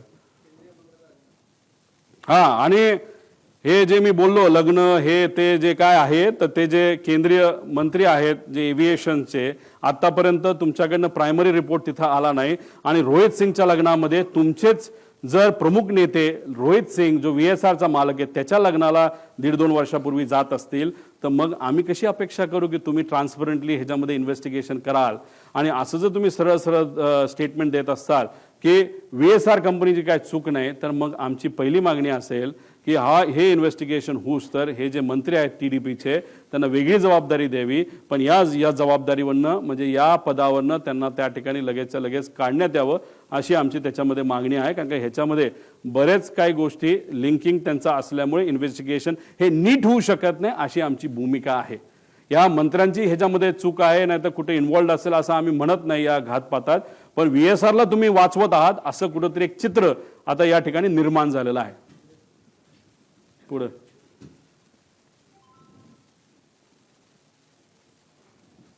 आता ह्याच्यामध्ये एक नवीन प्रायव्हेट विमानं काही एजन्सीली आणि कॅश बॉक्स जी कुठली कंपनी असेल याच्या मालकाला घेतले, त्याच्यामध्ये कोण कोण पार्टनर आहे हे सुद्धा आता येत्या काळामध्ये आपल्याला शोधावं लागेल. एक त्याच पक्षाचा कुठला तरी नेता पार्टनर आहे असं आम्हाला त्याच्यामध्ये कळतंय. आता हा घातपाताचं जे काही दृष्टिकोन आहे एक तुम्ही समजून घ्या. म्हणजे लोकांना प्रश्न पडलेला आहे, ह्याच्यात खरंच राजकारण असेल तर जे काही विलिनीकरणाची चर्चा ही सुरू होती त्याच्यामध्ये दादांमध्ये आमच्यामध्ये काय चर्चा झाली हे आम्हालाच माहिती आहे. याच्यामध्ये एक चर्चा अशी असू शकते की आम्ही NDA बरोबर सत्तेत जाणार, आम्ही म्हणजे आमचा पक्ष, आणि ही गोष्ट काही लोकांना आवडत नसावी. नाहीतर दुसरा जो सिनारिओ आहे, दृष्टिकोन आहे की दादाच NDA मध्ये राहणार नाहीत, दादाच NDAतून बाहेर निघतील आणि रस्त्यावरची सामान्य लोकांची साठीची लढाई आमच्यावर लढतील, आणि हा दृष्टिकोन एका गटाला आवडला नसावा. त्यामुळे ह्याच्यामध्ये जर राजकारण असेल आणि ह्याला जर घातपात असं आपल्याला म्हणावं लागेल आणि राजकारण आणायचं असेल तर या दोन दृष्टिकोनापैकी एक दृष्टिकोन कुठला तरी असावा, आणि त्या दृष्टिकोनाला पाठिंबा देणारा एक जो गट आहे तो याच्या मागे असू शकतो असंही आपल्याला त्या ठिकाणी म्हणता येईल. पण एक अजून जाता जाता एक सर्वात महत्त्वाची गोष्ट आहे ही, कदाचित जे जिल्हा परिषद पंचायत समितीचे अजितदादांच्या पक्षातले जे कुठले उमेदवार आहेत त्यांना हा मुद्दा कळेल. जेव्हा नगर परिषदचं इलेक्शन झालं होतं, नगर पंचायतचं इलेक्शन झालं होतं, महानगरपालिकेचं इलेक्शन झालं होतं, तेव्हा दादा सगळ्या गोष्टीचं नियोजन त्या ठिकाणी बघत होते. आजच्या राजकारणामध्ये काम करत असताना, इलेक्शन लढत असताना आपल्याला कशाची जरूरत असते तर आपल्याला मार्गदर्शक प्रमाणपत्र आणि कागदांची जरूरत असते. मार्गदर्शक कागद हे काय असतात हे कधीतरी मी नंतर त्या ठिकाणी आपल्याला सांगेल. पण एखादं मोठं इलेक्शन असेल तर मार्गदर्शक कागद हे जास्त लागतात, छोटं इलेक्शन असेल तर कमी लागतात. पण दादांचा हा अपघात होण्यापूर्वी सगळं नियोजन हे दादा करायचे, पण त्या कागदांचं मार्गदर्शक जे कागद आहेत त्याचं डिस्ट्रीब्युशन हे दुसरा कुठला तरी नेता करायचा. 28 तारखेला असंही आम्हाला कळतंय, आता कळतंय म्हणून आम्ही सांगतोय की या जिल्हा परिषद पंचायत समितीच्या इलेक्शनचं या मार्गदर्शक कागदांचं योग्य असं नियोजन त्या ठिकाणी झालं होतं, आणि निर्णय असा झाला होता 200 पट ताकद या मार्गदर्शक कागदांच्या माध्यमातून इथं लावली जाणार. सगळं ठरलं, सगळं झालं. दुर्दैवाने 28 ची घटना त्या ठिकाणी घडली, आणि आम्हाला असं कळतंय की दादा नसताना या 200 पट ताकद जी लावली जाणार होती मार्गदर्शक कागदाच्या माध्यमातून, फक्त 50 पटच ताकद त्याच्यामध्ये लावली. 150 पट ताकद कमी लावल्यामुळे सुद्धा ते जे उमेदवार आहेत ते कुठेतरी काही गोष्टींच्या बाबतीत कमकुवत पडले आणि एकटे पडले दादा नसताना, अशी ती चर्चा आहे. त्यामुळे 150 पट ताकद का कमी लावली आणि कुणी लावली ह्याच्यामध्ये सुद्धा आपल्याला त्या ठिकाणी खोलात जावं लागेल. असे अनेक आहेत, आणि मी काय राजकारण करतो असं नाही, आजपर्यंत राजकारण करत असलो असतो, जे बोललो ते खोटं निघालं असतं. पण जे मुद्दे मांडले, कारण शेवटी इन्व्हेस्टिगेशन करत असताना टेक्निकल इन्व्हेस्टिगेशन इज इम्पॉर्टंट, आणि त्याच्याच बरोबर जर क्रिमिनल इन्व्हेस्टिगेशन आपण करतोय तर त्याच्यामध्ये एक दिवस आधी काय घडलं, एक महिना आधी काय घडलं, कोण कोणाला भेटलं, नंतर काय घडलं, कोण कसं वागतंय, कोण किती भावनिक आहे, कोण कुठल्या विषयामध्ये एखाद्या महत्त्वाच्या विषयामध्ये चर्चा करत असताना कोण कुठल्या भावनेतून त्या ठिकाणी बोलतोय, हे सगळ्या गोष्टी जर आपण बघितल्या तरच त्याला राईट इन्व्हेस्टिगेशन आपण म्हणू शकतो. त्यामुळे आमची मागणी आहे की याच्यात क्रिमिनल इन्व्हेस्टिगेशन सुद्धा त्याच्यामध्ये त्या ठिकाणी व्हावं, आणि टेक्निकल इन्व्हेस्टिगेशन तर व्हावंच, पण टेक्निकल इन्व्हेस्टिगेशनमध्ये काय चुका आहेत हे मी तुम्हाला आधी सांगितल्यामुळेच याच्यामध्ये मोठे रिस्ट्रक्चरिंग करण्याची त्याच्यामध्ये त्या ठिकाणी जरूरत आहे. पुढे आता याच्यामध्ये काही इतर मागण्या आहेत ज्यांना मी या परिवाराला भेटलो, कपूरच्या परिवाराला मी भेटू शकलो नाही, पण शांभवी पाठक यांच्या परिवाराला मी भेटलो. त्यांची एक व्यक्तिगत मागणी आहे जी सत्तेतले लोकच पूर्ण करू शकतील. कृपा करून त्या पाठक परिवाराला, सत्तेतल्या काही लोकांना थोडा वेळ काढून त्यांना भेटणं महत्त्वाचं आहे. त्यांची मागणी समजून घेण्यासारखी आहे, आणि दिल्ली गव्हर्नमेंटच्या माध्यमातून त्यांची ती मागणी पूर्ण होऊ शकते. म्हणून मी आपल्या माध्यमातून त्या लोकांना जे सत्तेत आहेत त्यांना विनंती करतो. विदीप जाधव यांच्या मुलांचं शिक्षणाची जबाबदारी आम्ही घेतली, तो विषय तिथं संपलेला आहे. पण त्याच्याचबरोबर त्यांच्या पत्नी या ठाणे महानगरपालिकेमध्ये कॉन्ट्रॅक्टवर काम करतात. एकनाथ शिंदे साहेबांना आम्ही भेटूच, पण या प्रेस कॉन्फरन्सच्या माध्यमातून त्यांच्या नेत्यांना आणि एकनाथ शिंदे साहेबांना आणि श्रीकांतभाऊ शिंदेंना मी विनंती करतो की त्यांना परमनंट जर आपल्याला करता आलं या संवेदनशील विषयाच्या माध्यमातून, ते फार महत्त्वाचं त्या ठिकाणी ठरू शकतो. पिंकी माळी यांचा भाऊ यांना कॉन्ट्रॅक्टवर आम्हाला एका ठिकाणी नोकरी देता आली, जेवढं जमलं तेवढं, पण शेवटी तिचा याच्यामध्ये त्या ठिकाणी अपघात झालेला. ती आज त्या परिवाराबरोबर नाही. त्या परिवाराला आर्थिक दृष्टिकोनातून सबलीकरण करण्याचा फार मोठा वाटा त्या मुलीचा होता, युवतीचा होता. ती आज त्या परिवाराबरोबर नाही. त्या मुलाला परमनंट जर काय करता आलं, चांगला पगार जर तिथं देता आला तर त्या बाबतीत सुद्धा तिथं विचार करण्यात यावा. कारण पिंकी माळेंना शिकवण्यासाठी त्या टॅक्सी चालक वडिलांनी मुलगी असली तरी 50-60 लाख रुपये खर्च करून तिला शिकवण्याचा प्रयत्न केला आणि शिकवलं सुद्धा. पण दुर्दैवाने ही घटना त्या ठिकाणी घडली. त्यामुळे त्या परिवाराला सुद्धा मदत त्या ठिकाणी करण्याची जरूरत आहे. त्याच्याच बरोबर नंतर आम्ही अधिवेशनामध्ये विषय मांडूच. अजितदादांची नावं कुठल्या कुठल्या वास्तूला कुठल्या कुठल्या गोष्टींना त्या ठिकाणी दिली जावीत ह्या आमच्या मागण्या येत्या काळामध्ये त्या ठिकाणी असतील. पुढं आणि जस्टिस फॉर अजितदादा हॅशटॅग या पद्धतीने अख्खा महाराष्ट्र विचारतोय काय खरं घडलं 28 तारखेला, 28 तारखेच्या आधी. पण जे 28 तारखेला घात का अपघात जो घडला त्याच्यामुळे सर्व महाराष्ट्रातले सामान्य लोक आज चिंतेत आहेत आणि आज एवढा मोठा नेता आपल्यातून गेला तर आपलं उद्या कसं व्हायचं असा प्रश्न त्यांना तिथं पडलेला आहे. पण जस्टिस फॉर अजितदादा या पद्धतीने आम्ही सर्वजण आणि शुभचिंतक असे अनेक जण आम्ही सगळेजण मिळून या विषयासाठी या इन्व्हेस्टिगेशनसाठी हे इन्व्हेस्टिगेशन योग्य पद्धतीने व्हावं आणि आयुष्याच्या आमच्या स्वतःच्या शेवटच्या काळामध्ये जेव्हा आम्ही या विषयाकडे लक्ष देऊ तेव्हा आम्हाला कुठेतरी एक समाधान असेल की अजितदादांच्या घात का अपघाताच्या बाबतीत योग्य असं इन्व्हेस्टिगेशन व्हावं. यासाठी महाराष्ट्राच्या जनतेने, पत्रकारांनी आणि माझ्यासारख्या एक सामान्य कार्यकर्त्याने सुद्धा यासाठी पुढावा घेतला. माणूस आपल्यात नसला तरी जस्टिस त्यांच्या त्या गोष्टीला मिळालं असं एक समाधान शेवटच्या आयुष्याच्या लेवलला हे आम्हा सगळ्यांना त्या ठिकाणी असावं एवढीच आमची छोटीशी साधीशी इच्छा. हिंदीमध्ये नंतर बोलू का? बरं ठीक. हिंदीचं काय करू? हिंदी नंतर घेतो. नको नको.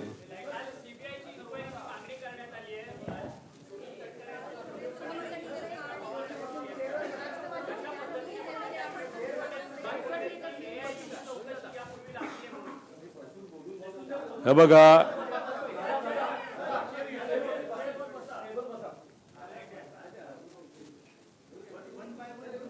वन बाय गन घ्या. 1 तास विचारा मला काय नाही. हे बघा काल CBIला ही एन्क्वायरी दिली जावी अशी मागणी अजितदादांच्या पक्षाकडनं काकी असतील, पार्थ असेल आणि काही इतर नेते यांनी मिळून त्या ठिकाणी केली. चांगली गोष्ट आहे. मी त्यांचं पत्र बघितलं. मी जे मुद्दे मांडले ते त्या पत्रामध्ये दिसले. मग माझ्या मनात ज्या शंका आहेत त्यासुद्धा त्यांच्या मनामध्ये आहेत. ही एक महत्त्वाची गोष्ट आहे. फक्त विषय एवढाच आहे 20 दिवसानंतर हे पत्र जर त्या ठिकाणी दिलं जात असेल तर थोडा उशीर झाला, काय हरकत नाही. आणि दुःखात पक्ष असेल, आमदारांशी बोलायचं असेल, पदाधिकाऱ्यांशी बोलायचं असेल, सगळ्यांशी बोलून त्यांनी त्या ठिकाणी तो निर्णय घेतला. पण या 20 दिवसामध्ये इन्व्हेस्टिगेशन ज्या पद्धतीने व्हायला पाहिजे ते दुर्दैवाने त्या ठिकाणी न झाल्यामुळे कागदांमध्ये हेराफेरी झाली असावी असं माझं मत आहे. ठीक आहे, आम्ही सत्तेत नसताना एवढं लढतोय. त्यांनी काल पत्र दिलं असेल त्याचा फायदा नक्कीच त्या ठिकाणी होईल. देवेंद्र फडणवीस साहेब सुद्धा लगेचच्या लगेच CBIला परवानगी देतील. CID पण इन्व्हेस्टिगेशन करेल, CBI सुद्धा इन्व्हेस्टिगेशन करेल, DGCA पण इन्व्हेस्टिगेशन करेल आणि बाहेरून एखादी एजन्सी ही घ्यावीच लागेल. एखादी नाही 2 एजन्स्या आणि त्याला कंट्रोलिंग एक प्रमुख बॉडी असावी असं आमचं मत आहे.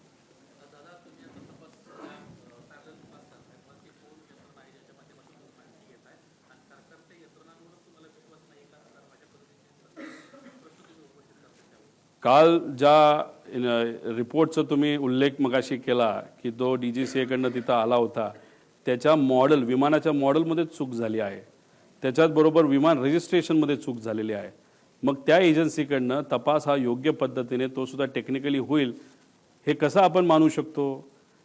त्याच्याच बरोबर ज्या काही गोष्टी आता होत चाललेल्या आहेत, जसं मंत्री जे एव्हिएशनचे मंत्री आहेत त्यांचा नाही तर त्यांच्या पक्षाचं VSR बरोबर मैत्रीचे संबंध त्या ठिकाणी दिसतात. आता तरी मैत्रीच त्या ठिकाणी वाटते.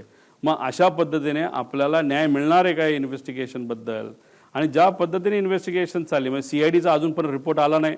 प्रिलिमिनरी रिपोर्ट आत्तापर्यंत यायला पाहिजे तो अजूनपर्यंत मिळाला नाही. मग का उशीर लावला जातोय? आणि हे करत असताना मालकच अमेरिकेत जाऊन जर बसत असेल तर शंका घेण्यासारखंच आहे. आणि आम्ही कुठून कशी माहिती काढली? आम्ही पण आमचे सोर्सेस त्या ठिकाणी ठेवलेत. आमच्याकडे पण ज्या माहिती आहेत त्यासुद्धा आम्ही काय आमच्याच घरी नाही तर ऑफिसमध्ये ठेवतो असं नाही. आम्ही 4-5 लोकांकडे त्या ठिकाणी ठेवत असतो. आणि माझ्याबरोबर जी टीम करते त्यांनासुद्धा माहीत नाही की आम्ही ते कुठे ठेवत असतो. आणि फक्त ही अर्धवट आत्तापर्यंत आलेली ही अर्धी माहिती आहे. माझ्याकडे अजून बरीच माहिती आहे जी डिटेलमध्ये आहे, ती माहिती उद्या परवा आम्ही आणू शकतो. फक्त आमची इच्छा आहे की आम्ही एवढं प्रेझेंटेशन केल्यानंतर इन्व्हेस्टिगेशन सुद्धा तेवढंच खोलात त्या ठिकाणी गेलं पाहिजे. पण आता हे सरकार इन्व्हेस्टिगेशन करते नाही करतं मला माहीत नाही, पण लोकांनी आपापल्या लेवलला इन्व्हेस्टिगेशन त्या ठिकाणी सुरू केलेलं आहे.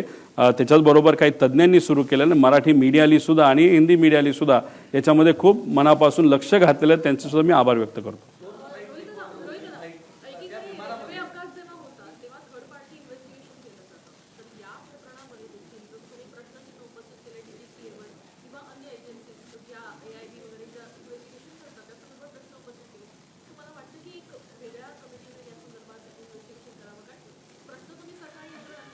शंभर टक्के CBI घ्यायची असेल तर घ्या.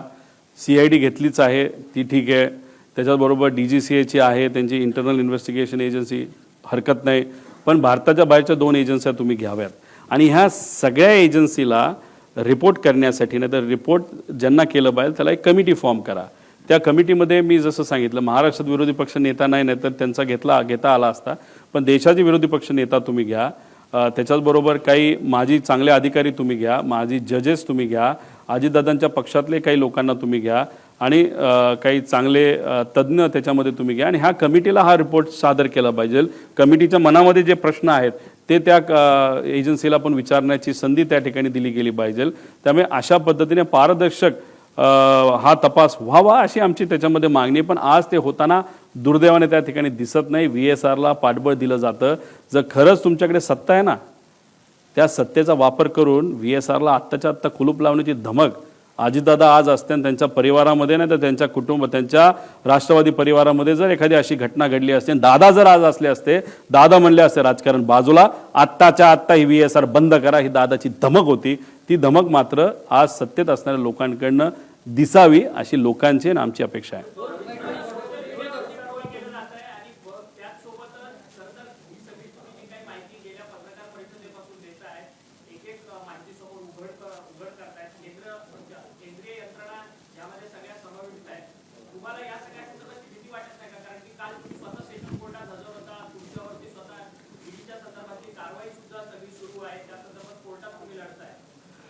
एकतर भीती मला वाटत नाही, पण माझ्या परिवाराला 100% त्या ठिकाणी भीती वाटते. एवढ्या मोठ्या लोकांना जर तू अंगावर घेत असेल, त्याच्याचबरोबर एवढी मोठी लोक जर कुणी असेल, कारण ही घटना घडवायला फार मोठे लोक त्याच्या मागे असू शकतात, नाही तर लागतील. आणि मग या लोकांना तू अंगावर घेत असतील तर आम्हाला तुझी काळजी वाटते हे माझ्या पत्नीली सुद्धा मला बोलून दाखवलं आहे, माझ्या मुलांनी मला बोलून दाखवलं आहे, माझ्या आईवडिलांनी आणि माझ्या सासऱ्यांनी आणि सगळ्या जवळच्या लोकांनी ते बोलून दाखवलेलं आहे. पण आपण नाही लढणार तर कोण लढणार? कारण का हा विषय अतिशय भावनिक आहे महाराष्ट्रासाठी सुद्धा आणि आमच्या परिवारासाठी सुद्धा. जर भीतीपोटी आम्ही थांबलो, शांत बसलो तर आम्ही मराठी माणसं कशाचे आणि आम्ही पवार कसले? आम्ही लढत आहोत, ठीक आहे, भीती आहे. उद्या जाऊन या बाबतीत काय गोष्टीची दक्षता आम्ही घेतली आहे आणि बघू आमचे कार्यकर्ते सुद्धा त्या बाबतीत काय भूमिका घेत आहेत. उद्या जाऊन आपण बघणार आहोत. काही कार्यकर्त्यांनी इच्छा व्यक्त केलेली आहे की उद्या जाऊन कुठेतरी काही वेगळ्या पद्धतीने आपल्याला काही प्रोटेक्शनच्या बाबतीत करता येईल का, पण तो त्यांचा त्या ठिकाणी विषय आहे.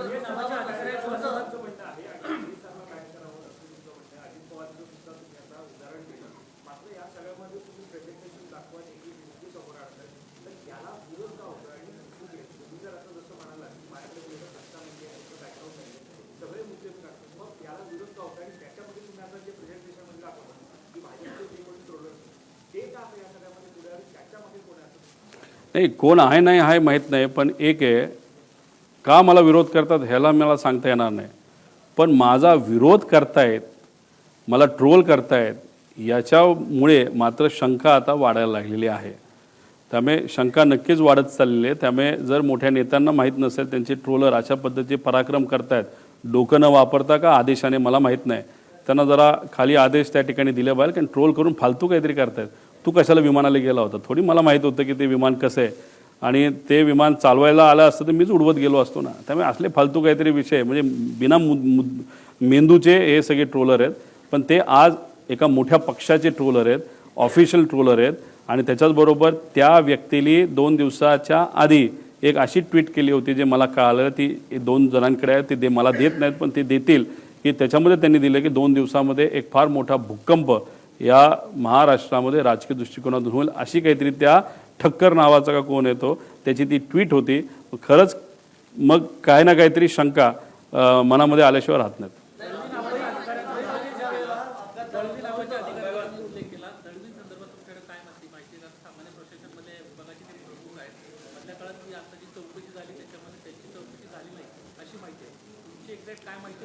तर बघा, अकाउंटेबिलिटी ऑफिसर आणि एक सेफ्टी ऑफिसर असतो. दळवी कदाचित अकाउंटेबिलिटी ऑफिसर असतील महाराष्ट्र सरकारचे.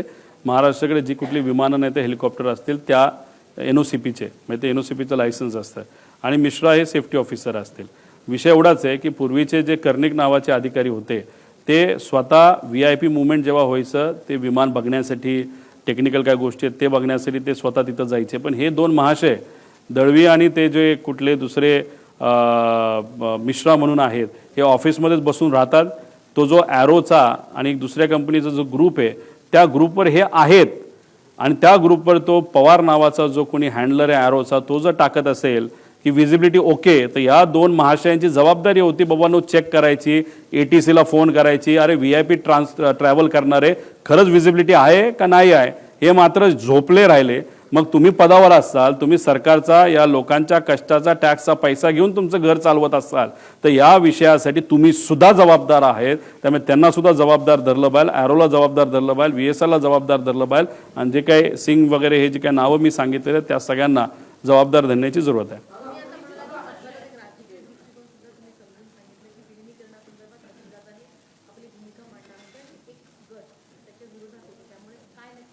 नाही, मला एवढंच सांगायचं होतं की याच्यामध्ये राजकारण आहे का नाही आहे हे मला माहीत नाही. मी फक्त म्हणतोय की पारदर्शक पद्धतीने इन्व्हेस्टिगेशन, एन्क्वायरी त्याच्यामध्ये त्या ठिकाणी व्हावी. आता राजकीय दृष्टिकोनातून जर, कारण शेवटी लोक मला विचारतात की जर राजकीय अँगल असेल तर तो कुठला, त्याला दोनच अँगल असू शकतात.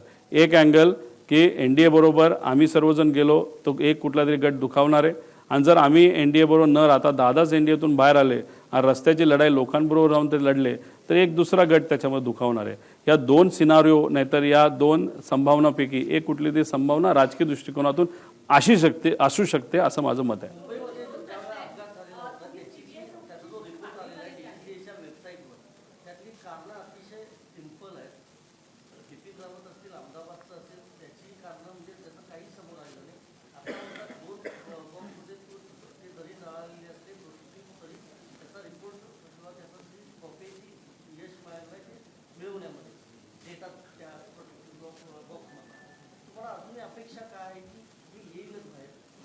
नाही आलं तर आम्ही काय सोडणार आहे का? आम्ही कुठून ना कुठेतरी माहिती त्या ठिकाणी काढू ना. आणि शेवटी काय आहे की अधिकारी काय सगळेच खराब असतात नाही ना, असं नाही ना. काही चांगलेही अधिकारी आहेत, चांगले पत्रकार आहेत, काही माजी अधिकारी त्या कंपनीमध्ये काम केलेले पायलट आहेत ते चांगले आहेत, ते त्या ठिकाणी स्वतः इन्व्हेस्टिगेशनला तिथं लागलेले. त्यामुळे माहिती बाहेर येणार आहे.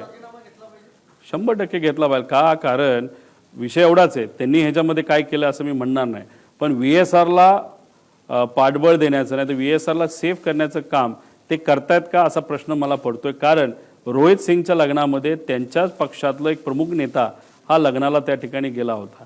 आणि मग अशा पद्धतीने तिथं जर VSRचं तुमचं पारंपरिक संबंध असतील का आर्थिक असतील हे मला सांगता येणार नाही. जर तसे संबंध तुमच्या पक्षप्रमुखाचे नाही तर पक्षातल्या एका मोठ्या नेत्याचे असतील तर मग तुम्ही VSRला वाचवणारच ना.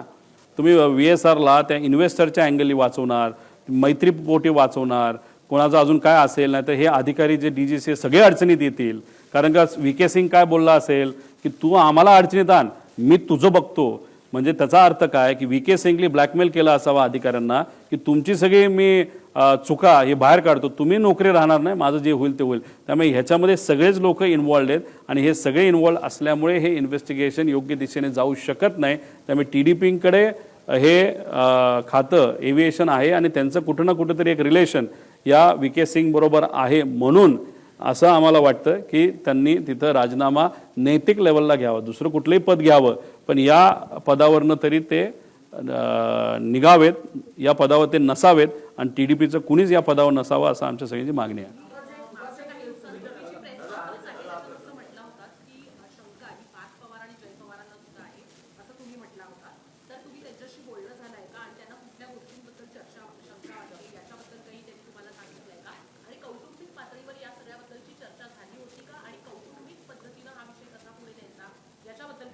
पार्थ आणि जय बरोबर 13 दिवसात मी बोललो. 13 दिवस झाल्यापासून आजपर्यंत अजूनपर्यंत आम्ही बोललेलो नाही.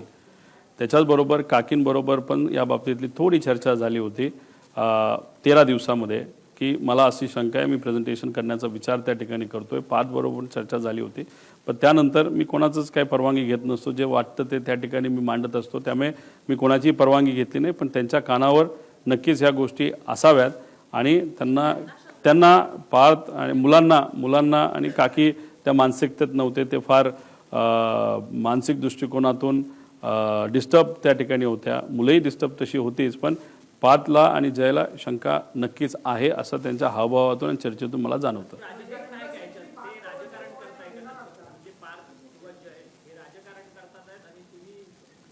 एक तुम्ही समजून घ्या की काकींच्या बाबतीत बोलायचं झालं तर त्या राजकारणी नाही आहेत. आता त्या राजकारणामध्ये ॲक्टिव्ह लेवलला आलेल्या त्या समाजकारणी आहेत. आणि पार्थ आणि जय ठीक आहे, पार्थ एकदा इलेक्शनला उभा राहिला असेल, पण ते झाल्यानंतर तो तसा ॲक्टिव्ह राजकारणामध्ये नाही आहे. त्यामुळे राजकारण काय असतं हे त्यांना समजायला वेळ त्या ठिकाणी जाणार आहे. त्यामुळे मग जेव्हा अशी परिस्थिती असते तेव्हा आपण साहजिकच आहेत आपल्या पक्षामध्ये जे अनुभवी नेते आहेत, ज्यांनी दादांबरोबर त्या ठिकाणी काम केलं आहे राजकीय निर्णयासाठी, जसं शपथविधी घेण्यासाठी, मग अजून काय करायचं ह्याच्यासाठी आपण त्या पक्षातले राजकीय नेत्यांवर अवलंबून असतो. त्यामुळे हे तिघं आज राजकीय त्यांच्या पक्षातले जे प्रमुख मोठे नेते आहेत त्यांच्यावर राजकीय भूमिकेसाठी अवलंबून आहेत. त्यामुळे ते परिवार म्हणून राजकारण करतात असं मला वाटत नाही. पण ज्या काही घटना घडल्यात त्यांचे जे मार्गदर्शक आहेत त्यांना थोडंसं राजकारणाचं जरा जास्त पडलं का काय अशी शंका लोकांना नक्कीच निर्माण त्या ठिकाणी होते.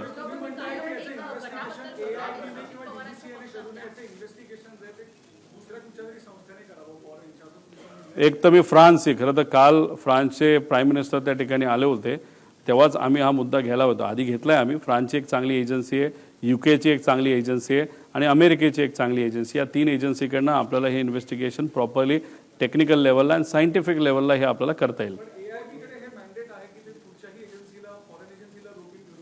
घ्या ना, पण AIBने जर अशा फॉरेन एजन्सी घेतल्या तर DGSA मधले अर्धे अधिकारी निघून जातील आणि बरेच काही लोक अडचणीत येतील. तेवढी हिंमत आणि तेवढी ताकद या एजन्सीकडे आहे का बघावं लागेल.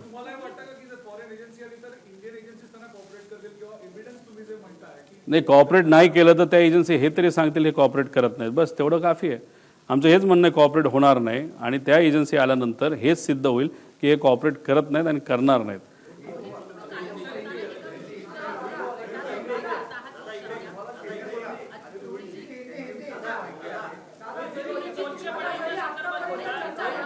अहो मी सगळे प्रश्न घेऊ, फक्त एक एक घ्या ना. काय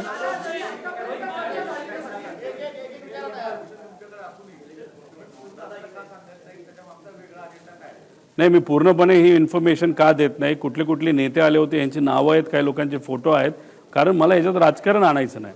पण मी एकच गोष्ट सांगतोय की त्याच्या लग्नाला मोठे नेते 100% गेले होते.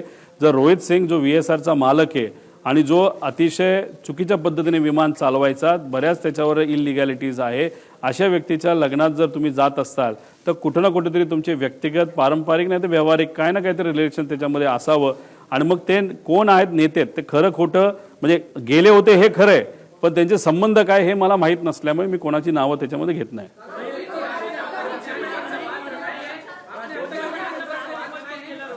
मराठी करतो ना, 5 प्रश्न मराठीत.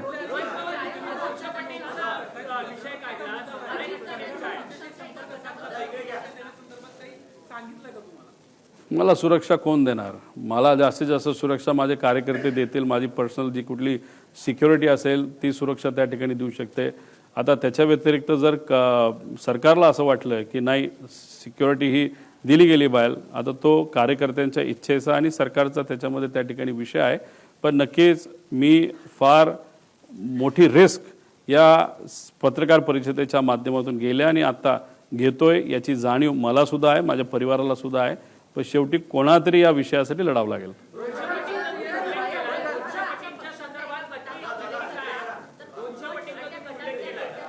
200 पटीबद्दल आणि 50 पटीबद्दल, दादा असताना आणि दादा नसताना, दादा असताना नगर परिषद, नगरपंचायत आणि महानगरपालिकेचे इलेक्शन झाले, त्या उमेदवारांना मी काय म्हणतो हे कळलंय.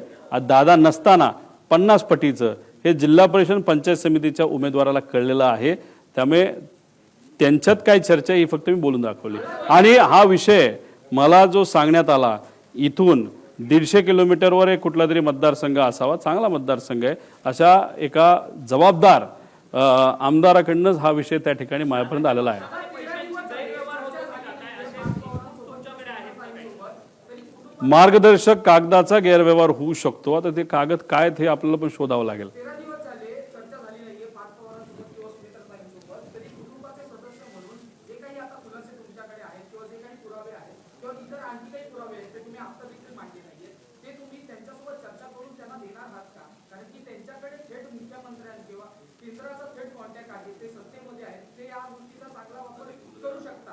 मीडिया म्हणून तुम्ही इच्छा व्यक्त करत आहात, पब्लिक म्हणून महाराष्ट्राचे नागरिक इच्छा व्यक्त करतायत, म्हणून ही प्रेस कॉन्फरन्स मी घेतो आणि हे पुरावे त्यांना देतोय. जर त्यांच्या गटाकडनं, त्यांच्या पक्षाकडनं तशी इच्छा जर व्यक्त केली गेली तर मी त्यांना सुद्धा माहिती त्या ठिकाणी देईल. पण इच्छा व्यक्त झाल्यानंतर ती माहिती देऊ शकतो. इच्छा व्यक्त झाली नसेल तर मी माहिती कशी देणार?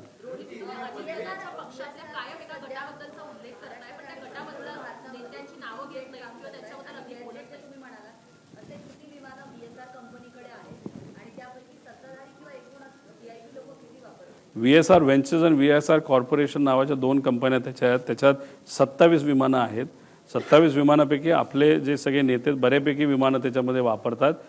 मुख्यमंत्री साहेब जर धावपट्टी मोठी असेल तर 600 लेगेसी 600 एक चांगलं विमान आहे, ज्याच्यातून मी त्या सेलिब्रिटी खेळाडूला घेऊन गेलो होतो का ते 2000 होतं माहीत नाही.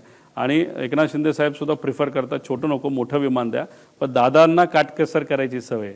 दादांनी सांगितलं की बाबांनो दिल्लीला जायचं असेल तर मला लेगेसी द्या, नाही तर मोठं द्या, बाकी वेळेस जरा स्वस्तातलं साधं त्या ठिकाणी कुठलं तरी सेफ विमान हे मला त्या ठिकाणी द्या. आणि दादा मग लेअर जेट वापरायचे, बाकी सुद्धा लेअर जेट त्याच्यामध्ये वापरायचे.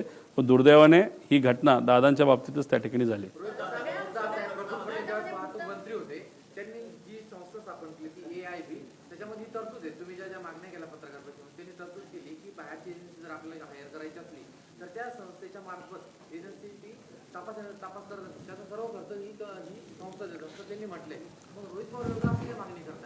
मग CBIला काल जे काय पत्र त्या ठिकाणी CBIचं तपास यंत्रणा CBIला घेण्यात यावं हे जे पत्र त्याच्यामध्ये दिलं, तर तुम्हाला एवढ्या सगळ्या गोष्टींची माहिती असेल तर त्या पत्रामध्ये हे कदाचित त्यांनी ते लिहिलं असेल, आणि लिहिलं नसेल तर का नाही लिहिलं असा प्रश्न त्यांना आपल्याला करता येईल.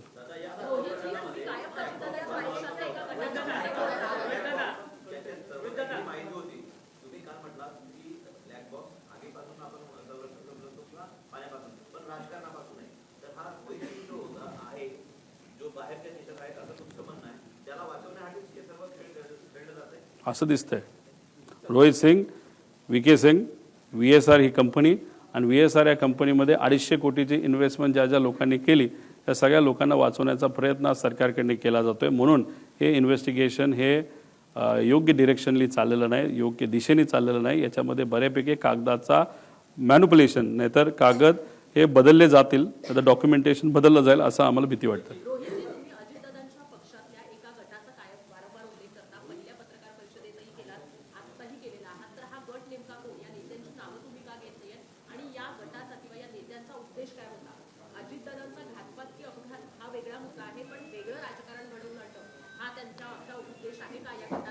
बरं, मला आज विलिनीकरणाबद्दल काहीच बोलायचं नव्हतं, लेकिन विलिनीकरणाचा एक विषय मी इथं मांडतो.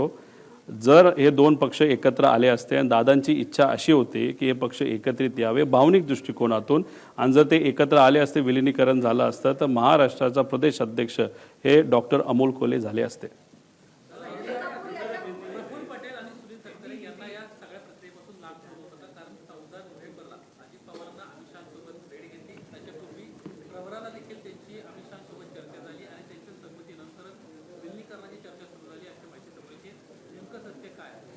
नाही, खूप काय आता विलिनीकरणावर या ठिकाणी मी बोलणार नाही, कारण काय होतं की विलिनीकरण हा मुद्दा घेतला तर चर्चा दुसरीकडे त्या ठिकाणी जाते. दुसऱ्या पक्षातल्या काही गटाला विलिनीकरणावर चर्चा करायला लय भारी वाटतं. बरेच प्रेस कॉन्फरन्स बघितले तर त्यात फक्त विलिनीकरण ते त्या ठिकाणी बोलतायत. आम्हीच आहोत जे अजितदादांचा घात का अपघात या विषयावर त्या ठिकाणी बोलतोय. त्यामुळे त्यांना ज्या विषयावर बोलायचे त्या विषयावर मी बोललंच पाहिजे असं नाही. त्यामुळे आज नाही, आमच्याकडे माहिती खूप आहे. डॉक्टर अमोल कोल्हेंनी सुद्धा या बाबतीत काही स्पष्टीकरण दिलंय, कारण डॉक्टर अमोल कोल्हेच या संयुक्तित राष्ट्रवादीचे प्रदेश अध्यक्ष या महाराष्ट्राचे झाले असते, दादांची इच्छा होती आणि मग ते फार प्रामुख्याने पुढाकार त्या ठिकाणी घेत होते दादांच्या इच्छेप्रमाणे आणि दादा त्यांच्यावर लक्ष ठेवून होते आणि त्यांना पार्टी ही वाढवायची होती. त्यामुळे अमोल कोल्हेंनी सुद्धा या बाबतीत स्पष्टीकरण दिलंय, ताईंनी दिलंय, शशिकांत शिंदे साहेबांनी दिलंय.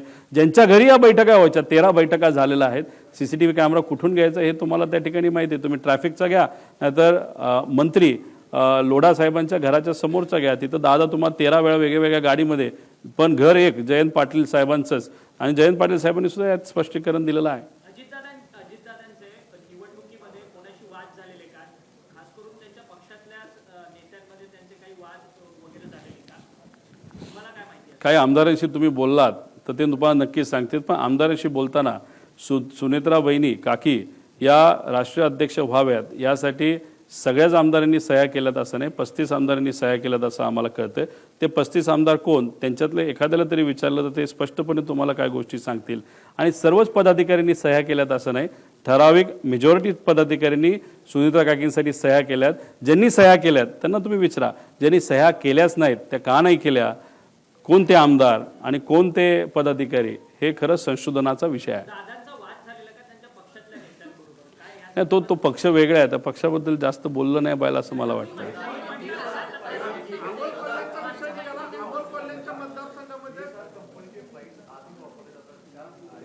आधी वापरले जात होते आणि दुर्दैवाने आत्ता सुद्धा वापरले जात आहेत. म्हणून मला CM साहेबांना सांगायचं आहे, DCM साहेबांना सांगायचं आहे, सर्व मंत्र्यांना विनंती करायची, सर्व सेलिब्रिटीला विनंती करायची आहे, VSR कंपनीमध्ये मेंटेनन्सचा खूप मोठा घोळ होता आणि दुर्दैव असं की एवढी मोठी घटना होऊन सुद्धा जर तुम्ही त्या विमानाने ट्रॅव्हल करत असाल तर उद्या जाऊन एखादी दुर्दैवी घटना, आम्ही आमच्या काकाला गमावलेलं आहे, दादाला गमावलेलं आहे, अजून एखादा मोठा नेता नाही तर सेलिब्रिटी, याच्या बाबतीत काय एखादी गोष्ट होऊ नये याची दक्षता DGCA पण घेतली पाहिजे. म्हणूनच VSRचे सगळे फ्लाईट्स हे बंद झाले पाहिजे अशी आमच्या सगळ्यांची मागणी आहे.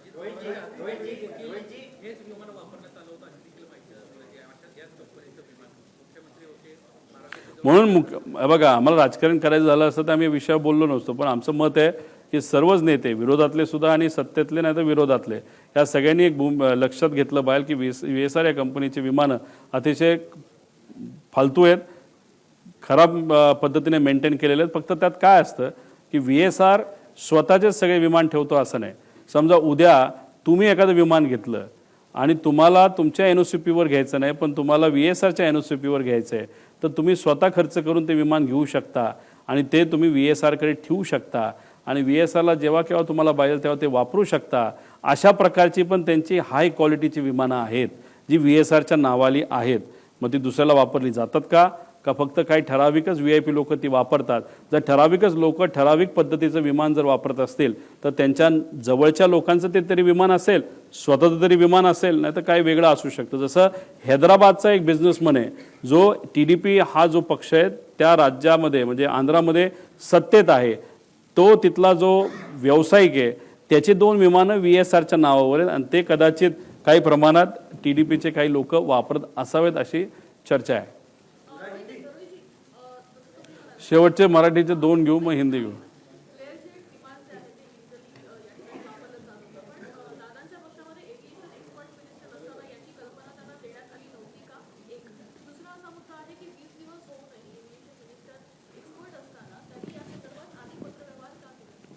प्रायोरिटी वेगळ्या असतात.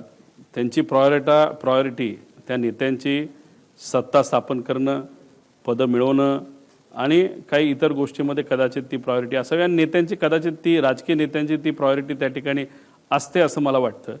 पण राहिला प्रश्न तुमच्या अनुभवाचा, तुम्ही तिथं मंत्री होता, त्या अनुभवाचा फायदा या इन्व्हेस्टिगेशनला व्हावा अशी लोकांची इच्छा आहे ना, पण ते होताना दिसत नसल्यामुळेच कुठेतरी लोक नाराज आहेत.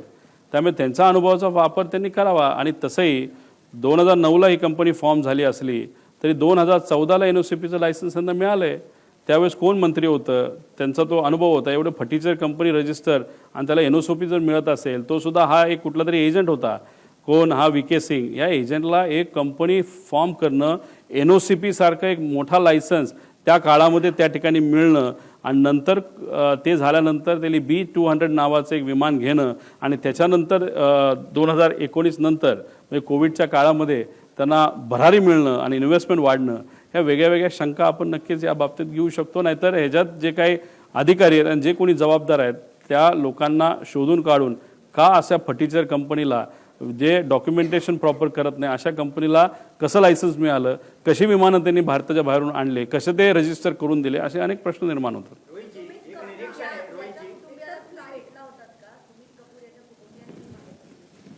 कपूर पायलट या परिवाराला मी भेटलेलो नाही. सुरुवातीपासून त्यांच्यावर थोडीशी शंका होती. एक पुतण्या म्हणून काही प्रमाणात मी नाराज होतोच आणि अशा अनुषंगाने त्या परिवाराला खरं तर भेटायला पाहिजे होतं. सोशल मीडियावर मी त्यांच्या मुलीचं सांत्वन त्या ठिकाणी केलं, पण माझं धाडस नाही झालं त्या अशा ज्याच्यावर मी डाऊट घेतो त्या व्यक्तीला भेटणं, म्हणून त्याला सोडून सगळ्यांना तिथं मी भेटलेलो आहे. निरीक्षण असं आहे, महाराष्ट्रातल्या पब्लिक ट्रान्सपोर्टमध्ये फिरताना मुंबईची लोकल असो, एसटी असो, मेट्रो, सगळेजण अजितदादांच्या वरती ज्या बातम्या आहेत ते बघतायत, अजितदादांवरती जे रील आहेत ते बघतायत, धाय मोकलून रडणारे आहेत, मुसमुसून रडणारे. प्रश्न काय? खूप डिस्टर्ब आहे त्या कार्यकर्त्याला, पक्षाच्या दोन्हीकडच्या आणि अजितदादा प्रेमींचे ज्या कार्यकर्त्याचे अजून सदम्यातून सावरलेला नाही, त्याला तुम्ही काय? शेवट सांगतो, तुम्ही काय म्हणता?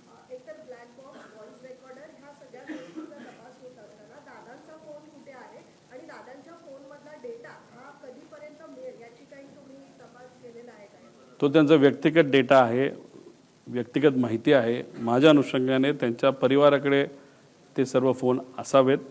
त्या डेटाचं, त्या माहितीचं, त्या फोनचं, त्या फोनमध्ये असणाऱ्या गोष्टींचं आणि काही महत्त्वपूर्ण डॉक्युमेंटचं आणि बऱ्याच काही गोष्टीचं काय करायचं व त्यांचा परिवार त्या ठिकाणी ठरवेल.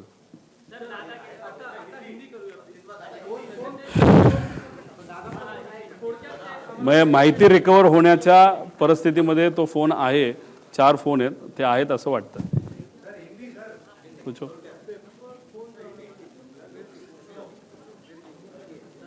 हा म्हणजे हा चांगला प्रश्न आहे. फोन टिकला पण ब्लॅक बॉक्स हा खराब झाला असं जे इन्व्हेस्टिगेशन एजन्सीवाले म्हणतात आणि पेपर सुद्धा बरेच दिसतात त्या ठिकाणी. म्हणजे हे खरं तर कालचं स्टेटमेंट त्या एजन्सीचं थोडं डाऊटफुल आहे आणि हास्यास्पद आहे. हिंदी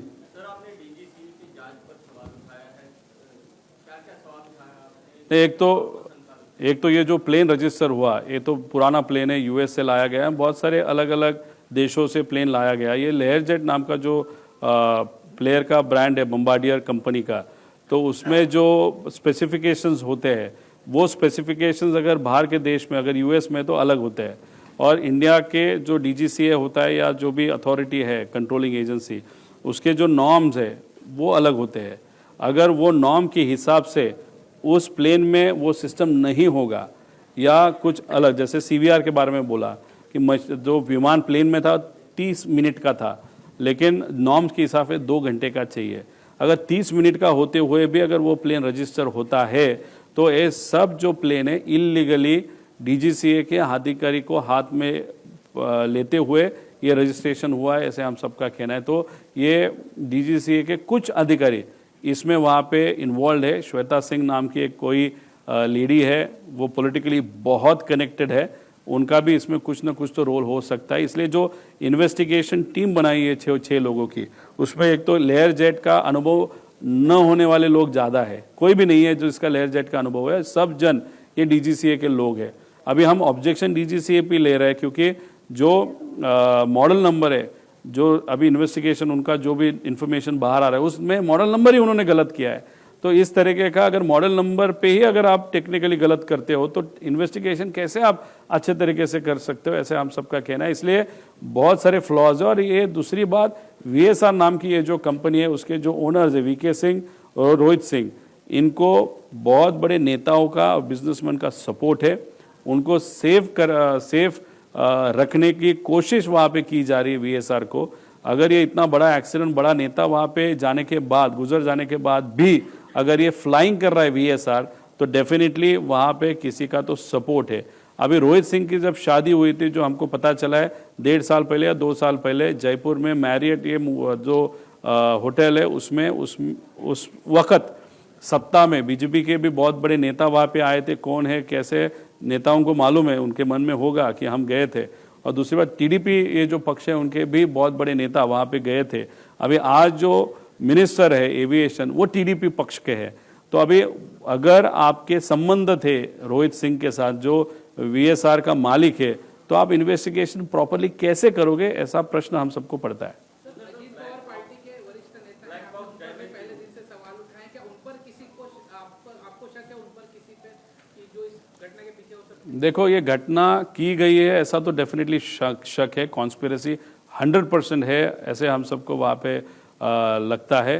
अभी इसके पीछे राजनीति है कि नहीं वो देखने की जरूरत है। अगर राजनीति है ऐसे अगर हमको सोचना है तो दो टाइप का विषय आ सकता है। एक दो टाइप के गुट है। एक गुट ऐसा है कि जो नहीं चाहता था कि हमारा जो दूसरा पक्ष है वो उस पक्ष के साथ एनडीए के साथ सत्ता में आए, वो एक थ्योरी है। और पॉलिटिकल थ्योरी की बात करें तो दूसरी पॉलिटिकल थ्योरी है कि शायद दादा ये भी चाहते होंगे कि एनडीए में न रहे, बाहर आए, लोगों के साथ रास्ते पे लड़ेंगे हमारे साथ। तो ये जो चीज़ जिसको अच्छी नहीं लगती थी वो दूसरा गट है। अगर पॉलिटिकल थ्योरी इसमें लानी है तो इस दोनों गट में से कोई तो हो सकता है। ऐसे पॉलिटिकल थ्योरी को अगर हम कंसिडर करें तो ऐसे हम सबको लगता है।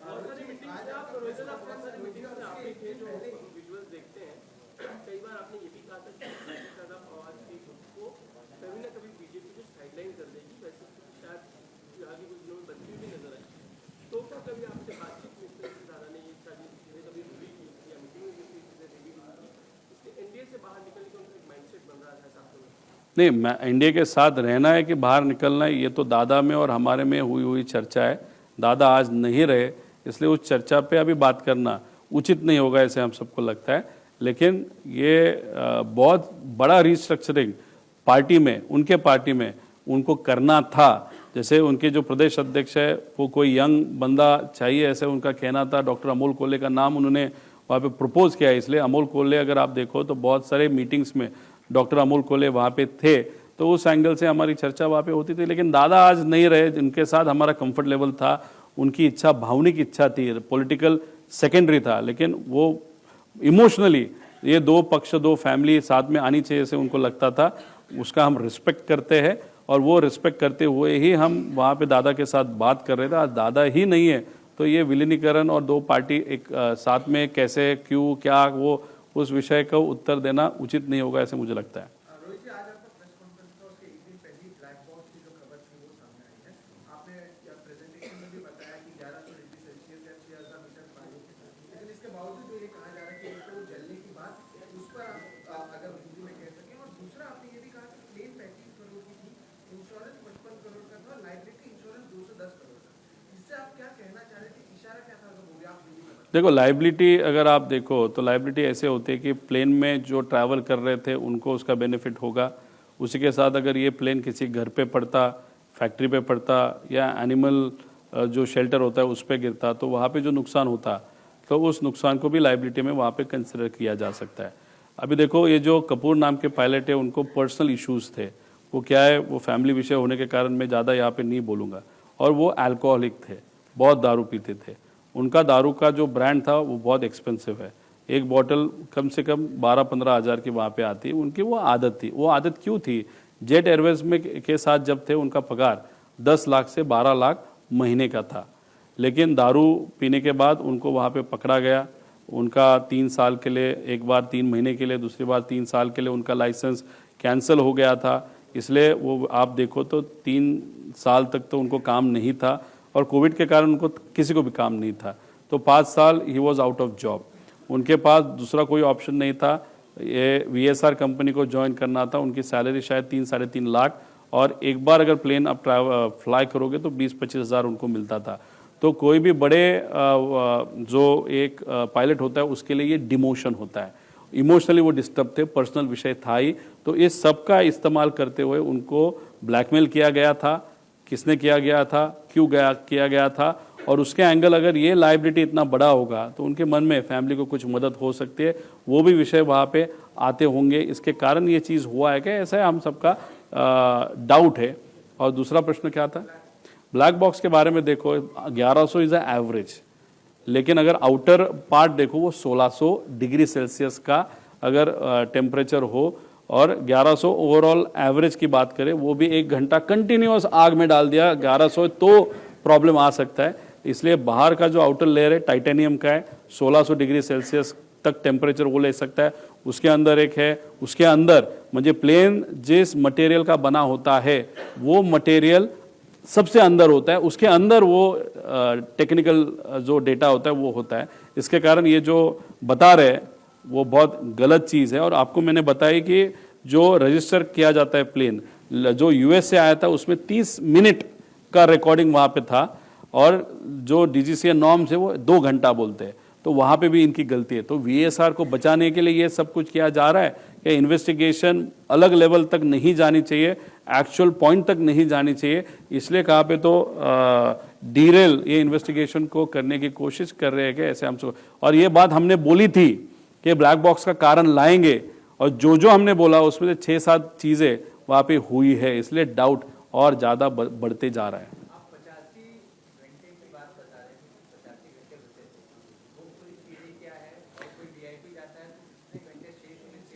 देखो, हेलीकॉप्टर जब उड़ाया जाता है तो करीबन 2000 से 2500 आवर्स, डिपेंडिंग एयरबस का है कि बेल का है।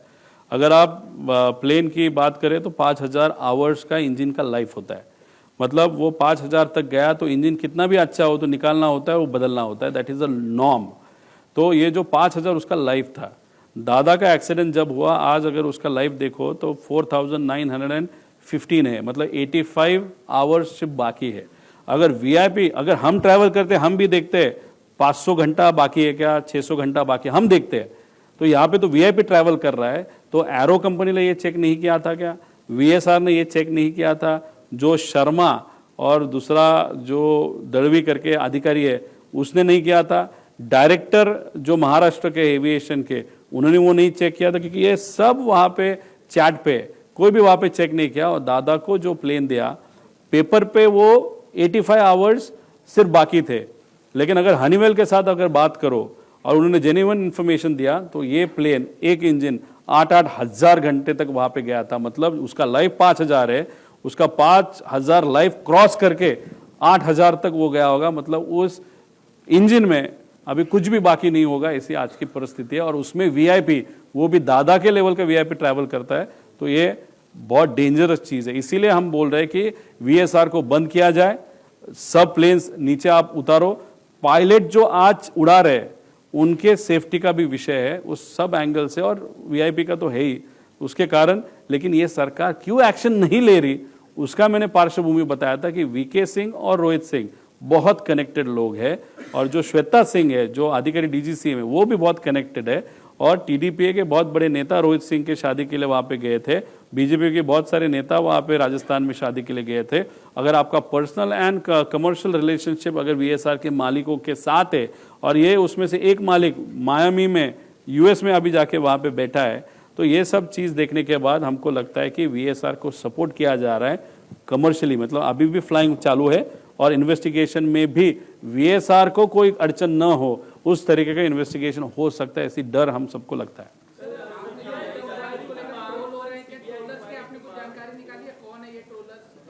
अरे ये ठक्कर नाम का है, क्या नाम उसका, सुमित ठक्कर नाम का एक ट्रोलर है, वो ऑफिशियली बीजेपी का ट्रोलर है। उसके पास अगर आप देखो तो मेरा आधार कार्ड उसने ट्वीट किया है।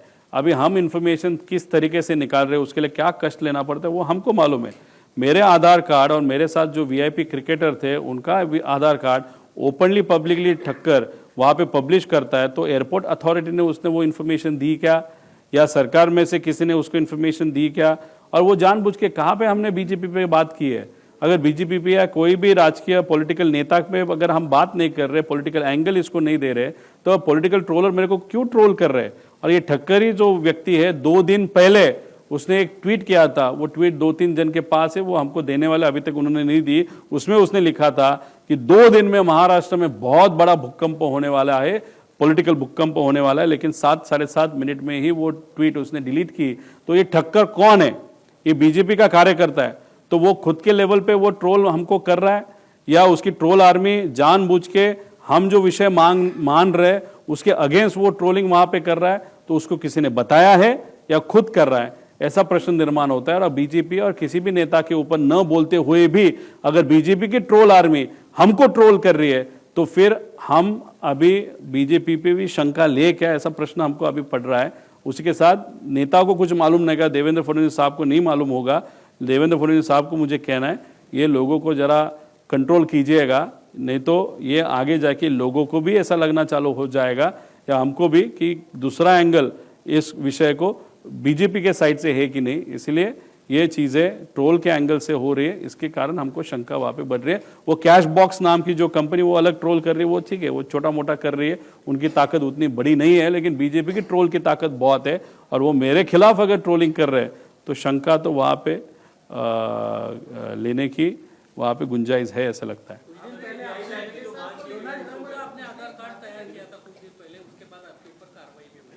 समीर ठक्कर जिस तरह से आपकी लोकसभा की डिटेल जो है वो पब्लिकली ट्वीट कर रहा है, तो क्या उसके ऊपर कार्रवाई होनी चाहिए, मांग करेंगे आप?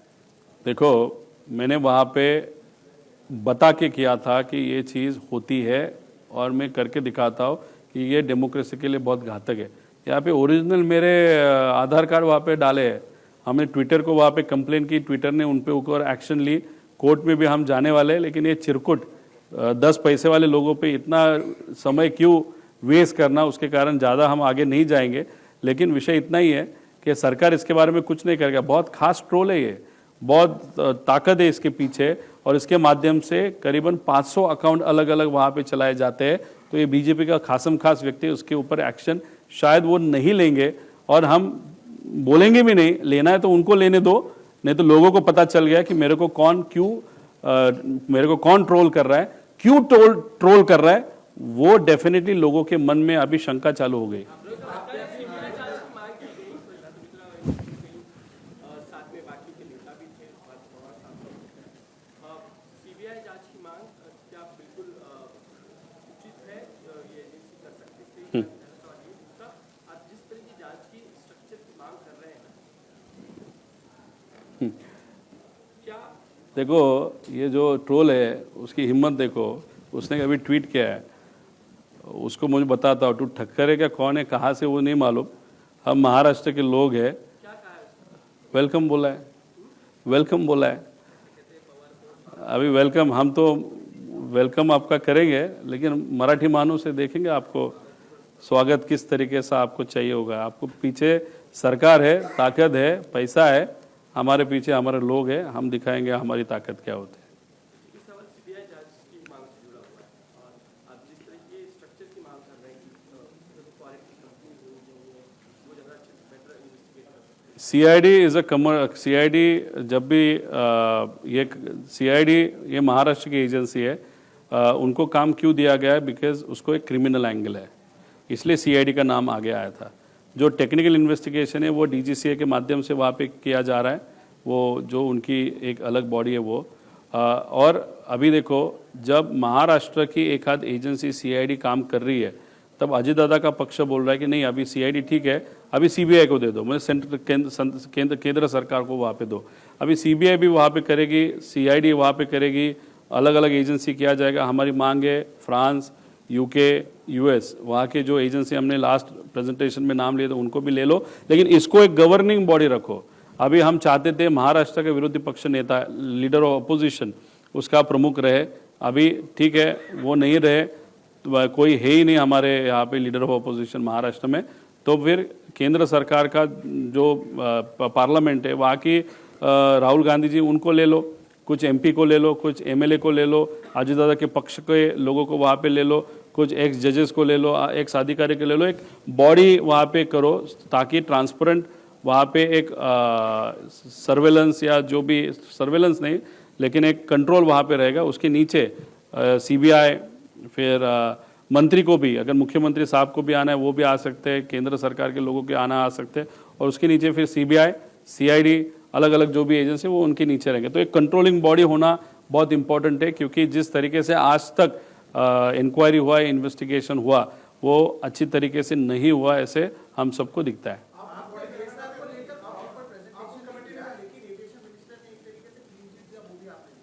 आपकी मांग क्या रहेगी कि एविएशन देखो, मैंने बोला रोहित सिंह जो मालिक है वीएसआर का, उसके शादी में टीडीपी उनका जो पक्ष है, मतलब ये जो मिनिस्टर है एविएशन आज के, उनके पक्ष से बहुत प्रमुख नेता रोहित सिंह मतलब वीएसआर के मालिक के शादी में राजस्थान में गए थे, ऐसे हमको पता चला है। अगर आपके इतने नज़दीक के संबंध है या आपके नेता के इतने नज़दीक के संबंध है और आप उस पद पे बैठे हो, तो उस पद पे आप नहीं रहना चाहिए। वहाँ से आप निकल के आपको जो जिम्मेदारी लेना ले लो। हम नहीं बोल रहे कि मंत्री या minister is involve, but we have a doubt कि जो वीएसआर पे जिस तरीके की कार्रवाई होनी चाहिए, इन्वेस्टिगेशन होना चाहिए, उस तरीके का एक तो हो नहीं रहा। क्लीन चिट तो वहाँ पे इनडायरेक्टली उन्होंने दी, और दूसरी बात आगे जाके भी नहीं होगा ऐसे हम सबको लगता है। इसीलिए एक जिम्मेदारी या एक नैतिक जिम्मेदारी देखते हुए उन्होंने वहाँ से वो पद छोड़ के, बिकॉज जो मैं बोल रहा हूँ उस पर तथ्य है, अगर नहीं होगा तो उनको प्रेस कॉन्फ्रेंस लेके उनको बोलो मेरे ऊपर जो बोलना है बोलो, जो देखते हैं आगे के 2 दिन में वो करेंगे नहीं करेंगे, लेकिन उनको नैतिक जिम्मेदारी नहीं है वहाँ पे बैठने की।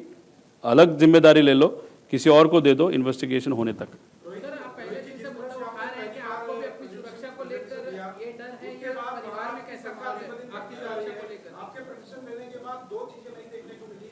एक तो जिस तरह से आपने बात की जांच यूरोप की कंपनी से किया जाए, जो इसके एक्सपर्ट माने जाते हैं, तो कल एनसीपी जो अजित दादा पवार की पार्टी है वो मुख्यमंत्री से पहले सीबीआई से जांच करने की मांग कर रहे थे। वहीं दूसरी तरफ से जितने तथ्य आप सामने ला रहे हैं उसको आपको ट्रोल का सामना करना पड़ रहा है। जिस स्पीकर का आपने नाम लिया उसके ऊपर लगता है कोई और भी बड़ा एक सरदार बैठा है क्या? सरदार के माध्यम से ही वो काम करता है। वो सरदार कौन, ये तो मुझे नहीं मालूम, वो देखने की वहाँ पे ज़रूरत है। और उतना जो घमंड है उसका, तो उसके माध्यम से ये तो पता चल रहा है कि उनका सरकार है, उसके कारण वो घमंड है।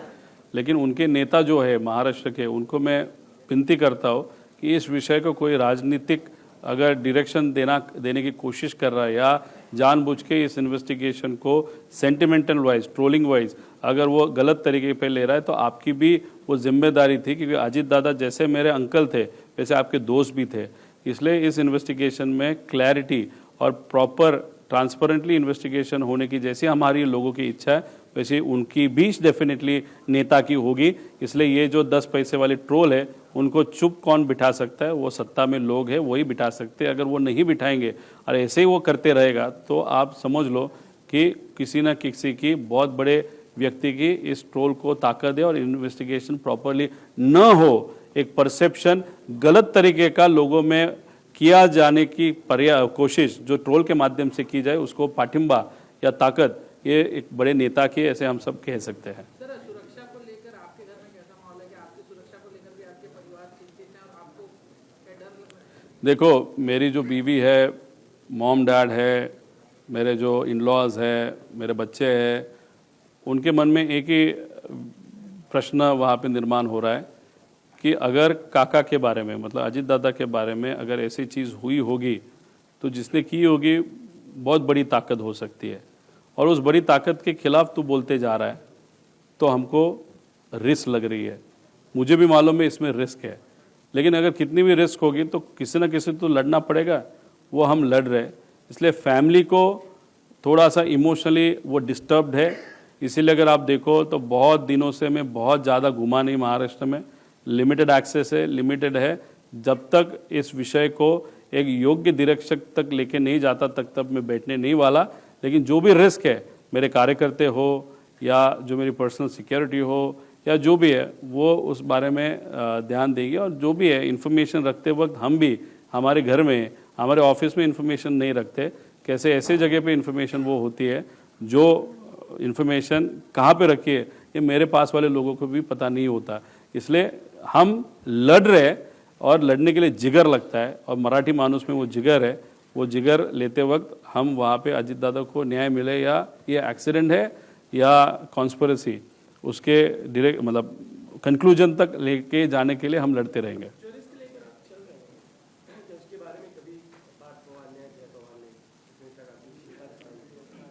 देखो, 13 दिन जब तक थे, जब तक हम साथ में थे, तब चर्चा होती थी। पार्थ और जय के साथ चर्चा होती थी। उनके मन में भी जिस तरीके से बातचीत हमारी हुई, उससे पता चलता है कि उनके मन में भी डाउट है, काकी के मन में डाउट है, लेकिन वो बहुत ही इमोशनली डिस्टर्ब थी शुरुआत में। अभी 13 दिन के बाद मेरा एक भी बात न फ़ोन पे न व्यक्तिगत लेवल पे वहाँ पे उनके साथ हुई। ये प्रेजेंटेशन जो भी है, मेरे दोस्त, मेरे पहचान के लोग जो शुभचिंतक है और हम सब ने मिलकर ये प्रेजेंटेशन वहाँ पे कर रहे हैं। इसलिए इसके लिए कोई भी सत्ता में से कोई भी हमको मदद कर रहा है ऐसे नहीं, लेकिन हमारे लेवल पे जो भी हम कर रहे हैं वो सिर्फ दादा के प्यार में, रिस्पेक्ट में, क्योंकि वो बड़े नेता थे और हमारे रिलेटिव थे, उस एंगल से हम ये सब चीज़ें कर रहे हैं। आपने कहा कि चार फोन पूरी तरह से सुरक्षित है, लेकिन ब्लैक बॉक्स पूरी तरह से जिस तरह से सामने इंफॉर्मेशन आ रही है कि वो विश्वास चुका है। अब तक के इतिहास है 50-50 साल पुराने जो आपने उसके ब्लैक बॉक्स सुरक्षित मिले हैं कहीं आपने। इसीलिए तो हम डाउट ले रहे हैं कि ब्लैक बॉक्स से एक तो कुछ नहीं हो सकता, technically it is not possible, क्योंकि ये जो एक्सीडेंट अगर आप देखो वहाँ पे पेपर भी आधे जले थे या न जले थे, और अगर कोई भी चीज़ को कंटिन्यूसली 1 घंटा अगर वो 1100 डिग्री सेल्सियस का टेम्परेचर मिलेगा तो ब्लैक बॉक्स को कुछ हो सकता है। दूसरी बात, ब्लैक बॉक्स के थोड़े से आगे जहाँ पे दादा बैठे थे नहीं तो वहाँ पे टॉयलेट होता है, उस टॉयलेट के पीछे एक बड़ा जगह रहता है जहाँ पे बैग रखी जाती है, वहाँ पे 2 कैन पेट्रोल के वहाँ पे रखे थे, ऐसा हम सबको कहते हैं, जो इल्लीगल है। और वो पेट्रोल के कैन जो इल्लीगली रखे होंगे, अगर रखे होंगे तो उन्होंने बॉम्ब की तरह एक्ट किया, और वो पहले ब्लास्ट हुए और उसके बाद फिर वो विंग में जो पेट्रोल था वो वहाँ पे ब्लास्ट हुआ। इसलिए इस सब विषय में हमको शंका लगती है, और जिस तरीके से इन्वेस्टिगेशन हो रहा है उस पर भी हम शंका तो ले ही रहे हैं।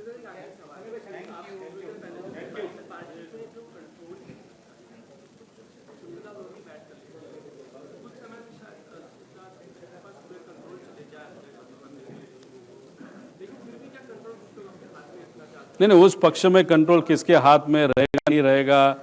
35 एमएलएज ने ही क्यों सिग्नेचर किया, बाकी एमएलए ने क्यों सिग्नेचर नहीं किया, उसी के साथ जो पदाधिकारी है 90% पदाधिकारी ने सिग्नेचर किया, 10 कौन है जिसने सिग्नेचर नहीं किया, ये सब विषय उस पक्ष के इंटरनल विषय है। उसके बारे में मैं ज़्यादा बातचीत नहीं करूँगा, क्योंकि वो इन्वेस्टिगेशन से इस चीज़ों का कोई भी रिलेशन नहीं था। जो भी इन्वेस्टिगेशन से रिलेटेड क्रिमिनल एंगल है या सेंटिमेंटल एंगल है या टेक्निकल एंगल है या पॉलिटिकल एंगल है, वो सब चीज़ें जितनी मुझे बतानी थी वो प्रेजेंटेशन में हमने बताई है, और बहुत सारी इन्फॉर्मेशन वो आगे जाके हम बताएंगे।